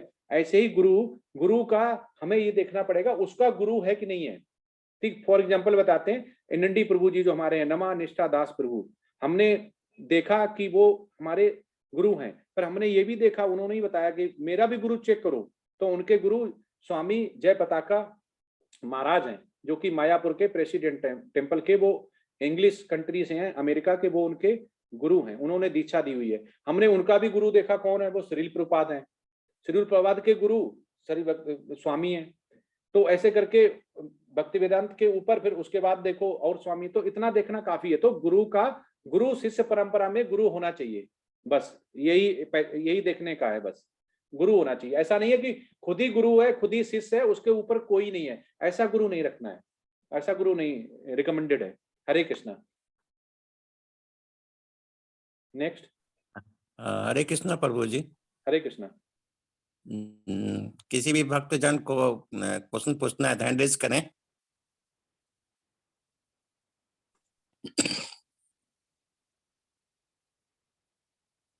हरे कृष्णा प्रभु जी। कोई क्वेश्चन हो, कोई डाउट हो, अभी बहुत सुंदर चैप्टर, अब 12 तक आ गए, अभी डाउट है जितने क्लियर कर लो। अगर आपको भगवत धाम जाना है, सभी आनंदमय जीवन को जीना है, भगवत धाम नहीं भी जाना है तो आनंदमय जीवन को जीना है, तो वो दिनेश भी आप क्वेश्चन पूछ सकते हैं। हरे कृष्ण प्रभु, सॉरी एक और क्वेश्चन रह गया। हाँ। मेरा क्वेश्चन ये है कि मैं एक लोअर लेवल पे कैसे स्टार्ट करूं अपनी डिवोशनल सर्विस, सबसे क्योंकि मैं अगर मैं कोई यस सबसे अच्छी है प्रभु जी, बहुत ही सिंपल है। आप डिवोशन सर्विस अपने गृहस्थ जीवन में रहते हुए कर सकते हैं। 10 मिनट देने हैं सबसे पहले। आप एक माला जप स्टार्ट करें, माला किसी की भी हो, जरूरी नहीं तुलसी हो, कोई भी माला जिसमें 108 बीड्स हो, और एक नमी, जो 100 नमी होती है वो बड़ी बीड होती है, जिसपे कि आपको दूसरा मंत्र बोलना है कि जो कि वैष्णव और उसके लिए होता है कि जो भी भूल चूक हुई वो माफ हो। ठीक है। हरे कृष्णा चैतन्य प्रभु नित्यानंद श्री अद्वैत गदाधारी श्री वसादी गौर भक्त वृंदा। हरे कृष्ण कृष्ण कृष्ण हरे हरे, हरे राम राम राम हरे हरे। तो जो हरे कृष्ण वाला 108 बार जपना, ये टोटल ही शुरू में आपको 110 मिनट लगेगा। और इसमें गीता जैसे आप जुड़े रहें, जैसे अभी लेवल 1 चल रहा है, फिर लेवल 2 में जुड़े रहें, ये बहुत जरूरी बताया गया है। पूर्ण समाधि में आपको किसी न किसी भक्त के साथ रहना है, भक्ति की साथ रहकर ही पूर्ण कृष्ण भावना अमृत हो पाएंगे, कृष्ण भावना भावित। ये 2 चीजें करनी है आपको। But Prabhu ji, upon family के साथ रहते तो कैसे बोलो ज्वाइन रहे? श्री कृष्ण खुद फैमिली के साथ रहते थे, उनकी कितनी बड़ी फैमिली पूरे विश्व में नहीं है, 16,108 रानियां थी। yes, तो 10 मिनट आपको माला जप करनी है, उसके बाद धीमे धीमे बढ़ाना है। सुबह उठिए, देखो आप इंद्रिय सुख चाहते रहेंगे तो अब आध्यात्म सुख नहीं मिल पाएगा, लेकिन इसका टेस्ट अलग है। इसको टेस्ट, मुझे टेस्ट लगा हुआ है ना, मैं जानता हूँ। ये देखिए, मेरा जपा बैग मेरे पास ही रहता है, ये 16 माला 2.5 घंटे मैं सुबह स्पेंड करता हूँ। 4:30 बजे उठता हूँ और रात के 12 बजे सोऊंगा, सुबह 4 बजे उठूंगा। चेहरा मेरा ऐसे ही आपको ग्लो जैसा, बिल्कुल 200 वाट का बल्ब जैसे जलता है वैसे ही जलता रहेगा। कभी आपको इस पे चिंता या वैसा नहीं दिखेगा। उससे पहले मेरा ऐसे बुझा हुआ, ऐसे बैठा दो ना, मुझे उठा के 12 बजे उठा दो तो 6 बजे भी मुझे मतलब रतौंधी आती है, जिसको बोलते हैं ना एंजाइटी और डिप्रेशन। एक अलग तरह से एनर्जी मिलती है। हाँ, ये हरा जो बोला गया डॉक्टर जैसे है। अभी वैक्सीनेशन 2 लग गई हैं, तो ये बीमारी के अगेंस्ट है, मतलब पेंडेमिक तो है, तो बीमारी को अभी जैसे कोरोना वायरस है तो हमें 2 वैक्सीनेशन लगी, तो ये डिस्क्राइब्ड है। तो हमें कलयुग के लिए क्या प्रिस्क्राइब्ड किया गया कि हरे कृष्ण महामंत्र जपना है, बस हम जपते हैं, मुझे तो फायदा है, स्टेबल माइंड है। कितना भी नींद कम मिले, लेकिन हम हमेशा तरोताजा ताजा रहते हैं। पहले नहीं रहते थे, सिर में दर्द हो जाता था, हेडेक हो जाती थी, टेंशन हो जाती, नहीं अभी नहीं होती। तो ये मेरा खुद का है। यस प्रभु जी। हरे कृष्णा। हरे कृष्णा प्रभु जी। हरे कृष्णा। चैट बॉक्स में हाँ प्रभु जी, ये मंदिर कौन सा लोकेशन में बन रहा है? अगर मैं ये इसका लिंक भी है, ये आप उसमें जा सकते हैं। ये मंगलुरु में है, मंगलुरु। जो नमानिष्ठा दास प्रभु जी हैं वो हमारे शिक्षा गुरु हैं, जो सनत प्रभु जी बोल रहे हैं, माता प्रभु, जितने भी लोग कनेक्ट हैं, जो एडमिन है, हम सब उनके शिष्य हैं, हम लोग लेवल 3 क्लास में हैं, तो वो ही भगवान के लिए मंदिर बना रहे हैं, क्योंकि सनातन धर्म में मंदिर बनाना सबसे बड़ा प्रीचिंग बोला गया भगवान के लिए, क्योंकि भगवान का घर बना रहे हैं। हमारे घर तो बन चुके हैं, हम घर में बैठे हुए हैं, अभी भगवान को घर देना है। तो मंदिर जितने भी जो प्रभुपाद ने 108 मंदिर बनवाए, उसके बाद इंडिया में सबसे बड़ा पूरे वर्ल्ड का सबसे बड़ा बनना मायापुर में, जो कि करोड़ों रुपए का बनेगा। तो ऐसे ही भगवान का बनाते, तो भगवान हमें सब कुछ उसी का है, हमें तो देना है बस। तो हमें करना चाहिए। तो ये मंगलुरु में है, बंगलोर के पास मंगलोर जगह है, वहां पे बन रहा है। तो हम जैसे आप गीता पढ़ रहे हैं, तो मैं जुड़ा हुआ हूँ एनएनडी प्रभु जी से, उस मंदिर से। तो वो मंदिर अभी जो है वो टेम्पररी मंदिर है, बहुत विशाल मंदिर बनेगा। उसमें फिर हम लोग जब भी जाएंगे, हम शिक्षा लें, दीक्षा लें, तो हमें वहां रुकने को मिलेगा। और वहां पे हम जैसे अभी गीता का पाठ कर रहे हैं, वहां रुकते हुए गीता का पाठ हम कर सकते हैं, वैष्णव के बीच प्रसादम। तो वहां पे इन्वायरमेंट ही अलग होगा, हम वहां जाएंगे तो हम प्योर भक्त बन जाएंगे। हरे कृष्णा। हरे कृष्णा प्रभु जी। हरे कृष्णा। कोई भी हैंड रेज नहीं है अभी। चैट बॉक्स में क्वेश्चन है, प्रभु जी ये मंदिर कौन सा लोकेशन में? मंगलुरु में है। अगर मैं लेवल 2 ज्वाइन करूं तो लेवल 3 करना नेसेसरी नहीं, कोई नेसेसरी नहीं है, आपके ऊपर है। क्योंकि आपने अगर हाई स्कूल किया, आप बोलेंगे मैं इंटर नहीं करना चाहती हूँ या करना चाहता हूँ, एस चटर्जी आप प्रभु हैं, माता हैं, वो नाम से नहीं पता चल रहा है, तो आपकी मर्जी है, आप इंटर नहीं करना चाह रही हैं, ग्रेजुएशन नहीं करना चाह रही, लेकिन आपको अगर पूरा ही भगवत धाम जाना है, आनंदमय जीवन को जीना है, तो आप जितना भी प्रगति करें उसमें, वो प्रगति उतना ही आपके लिए उत्तम रहेगी। क्योंकि डेली आपको शुद्ध भक्त मिलेंगे, लेवल 2 में, लेवल 3 में, लेवल, और गीता समझेंगे, श्रीमद् भागवतम समझेंगे, वेद पुराण समझेंगे, नॉलेज आएगी, आप स्पिरिचुअल में जाएंगे, किसी भी क्वेश्चन का आंसर दे सकते हैं। हरे कृष्णा। लेवल 1 में अगर मैं 2 लेवल में जाप कर रही हूँ, तो उस लेवल 2 में बढ़ाना ही पड़ेगा, लेवल 2 में 4 करना पड़ेगा, लेवल 3 में आपको एक रिकमेंड है कि 8 हो गया, और लेवल 4 के बाद अगर आप दीक्षा नहीं लेना चाह रहे हैं तो आपकी मर्जी, आप 4 करें 2, लेकिन एस्पायर के लिए मिनिमम 1 रिकमेंडेड है, और उसके दीक्षा के लिए 16 माला करनी है। लेकिन वो माला आपके ऊपर है, 1 2 3 रखें। अगर आप दीक्षा नहीं लेना चाहते हैं या चाहती हैं, तो आप कोई भी कर सकते हैं, 1 से लेकर 16 तक, आपकी मर्जी है। लेकिन आपको माला जितना बढ़ाएंगे, उतना उसका जो बोला गया ना, उतनी भक्ति मिलेगी, समाधि मिलेगी, उतना आपको बेनिफिट मिलेगा। और एक बात प्रभु जी, मैं हिंदी समझती हूँ लेकिन ठीक से पढ़ नहीं पाती, तो इस बैच की हिंदी में लिखी हुई क्यूज पढ़ के कंप्लीट करना बहुत, हिंदी इंग्लिश दोनों में रहेगी, तो इसके क्या करें? इंग्लिश बैच का क्यूज अटेम्प्ट करके उस इंग्लिश सर्टिफिकेट में हिंदी के नेक्स्ट बैच से ज्वाइन कर सकते हैं। आप कर सकते हैं, लेकिन जो क्यूज मिलेगा ना, आप हिंदी समझ पा रही हैं तो बहुत अच्छा है। जो क्वेश्चन होते हैं वो हिंदी इंग्लिश में दोनों होते हैं, हमारे बैच ने ही तैयार किया था, मैंने ही उसका इंग्लिश का हिंदी का रूपांतरण करके लेवल 2 में दिया था, तो मेरे पास सब कुछ है। तो आप ये चिंता करने वाली बात नहीं कि हिंदी का मिलेगा, हिंदी इंग्लिश दोनों में मिलेगा, दोनों ऑब्लिक होंगे, पहले इंग्लिश लिखा होगा फिर हिंदी लिखा होगा। इंग्लिश में आंसर लिख सकती हैं, हिंदी में आंसर लिख सकती हैं, किसी में भी लिख सकती हैं। हरे कृष्णा। हरे कृष्णा प्रभु जी। हरे कृष्णा। अक्षय गर्ग प्रभु जी, अक्षय गर्ग प्रभु। अक्षय गर्ग। हरे कृष्णा। हरे कृष्णा प्रभु जी। हरे कृष्णा। प्रभु जी मैंने पूछ रही हूँ कि मेरे पे सुबह 4 बजे तो मैं नहीं उठती, सुबह को 9 बजे करती हूँ माला, इससे कुछ परेशानी? नहीं, कोई परेशानी नहीं माता, जब भी करें। लेकिन रिकमेंडेड इतना अच्छा है कि जैसे अपने पूर्वज भी बोलते हैं, बड़े बूढ़े भी बोलते हैं कि जो जल्दी सोए जल्दी उठे वो हमेशा निगुड़ रहे, और क्या नाम, बीमारियों से दूर रहे और बुद्धि अच्छी रहे, ऐसा बोलते हैं। तो जितना जल्दी माता शाम को सो जाएं और जितना जल्दी सुबह उठ जाएं, बहुत ज्यादा अच्छा है। लेकिन दिन में कभी भी करें अच्छा है, लेकिन सुबह का मुहूर्त बहुत अच्छा बोला गया है। अच्छा, बस वहाँ सुबह 10 बजे से टाइम मिल पाता है मुझे, कि मैं उठ के काम में लग जाती हूँ। नहीं तो माता सुबह 5 बजे 5-10 मिनट पहले उठ जाए ना, जैसे 6 बजे उठती, 5:50 में उठ जाए और 10 मिनट में पहले माला निपटा दें। अच्छा जी। हाँ, और टेंशन नहीं रहेगी, फिर टेंशन नहीं रहेगी। क्योंकि जैसे ही आप भौतिक में पड़ जाती ना, बच्चे खाना मांग रहे हैं, आप शादीशुदा हैं या नहीं मुझे नहीं पता है, तो वो क्या होता है, फिर वो भौतिक बहुत ज्यादा आ जाता है, हमारा अफरा तफरी मच जाती है। सुबह सबसे पहले माला जप लें, उसके बाद आपको टेंशन नहीं रहेगी। नहीं, दिन में यही लगा रहता है कि माला करनी, माला करनी, माला करनी। तो गुरुजी वो बिना नहाए भी कर सकते हैं माला? हाँ हाँ, यस, कोई इसमें वो नहीं, बिना नहाए भी कर सकते हैं, पर माला को वॉशरूम नहीं ले जाना है, आप शुद्ध जगह रखना है, शुद्ध जगह ही माला जपनी है। ठीक है, जय श्री कृष्णा गुरुजी। हरे कृष्णा। हरे कृष्णा। हरे कृष्णा प्रभु जी। हरे कृष्णा। अभी तो अब कोई नजर नहीं आ रही है प्रभु जी। चैट बॉक्स में भी कोई नहीं, बहुत खुशी, लोग समझ रहे हैं। कृपया करके क्वेश्चन आप कर दें, सभी क्वेश्चन करना चालू कर दें और आप समाप्त कर दें, क्योंकि बहुत नजदीक आ गए हैं। अभी 12 हो गए, 6 बचे हैं। देव सिंगल प्रभु जी हैं क्या आज? उनका देव सिंगल प्रभु जी नहीं है शायद, आज नहीं आया। ठीक है। उनका क्वेश्चन आया हुआ था चैट, उसमें व्हाट्सएप पे उनका आंसर देना था। ठीक है, हरे कृष्णा। तो कुछ नहीं है, तो अब लोग हम चलते हैं। वांछा कल करत, हाँ क्या? ये हरे कृष्णा प्रभु जी, हाँ। ये सुरेंद्र प्रभु भी है। हाँ उनका, सुरेंद्र प्रभु जी, हाँ हाँ, यस यस, उनके बारे में थोड़ा बोल दीजिए। हाँ हाँ, सुरेंद्र प्रभु जी, हाँ। ऑन है क्या? कैमरा दिख नहीं रहा है। यस यस, हाँ प्रभु जी हैं।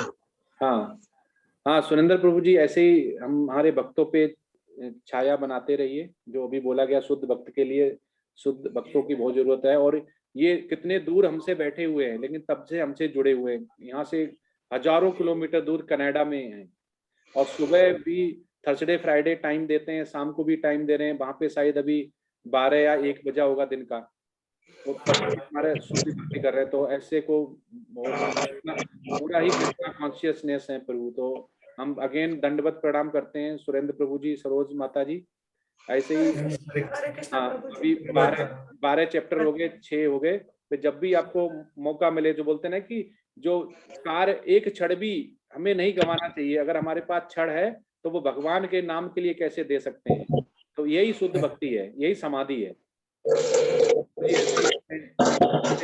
कृष्ण भावना नवाजते रहिए।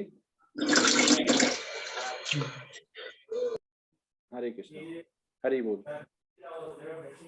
अब चलते हैं, अब कल मिलेंगे प्रभु जी। हाँ, वांछा कल्पतरुभ्यश्च पतितनां पावनेभ्यो वैष्णवेभ्यो नमो नमः। हरे कृष्णा कृष्णा कृष्णा हरे हरे, हरे राम राम राम हरे हरे। श्री प्रभुपाद की जय। जय हरे कृष्णा, हरे कृष्णा। हरे कृष्णा।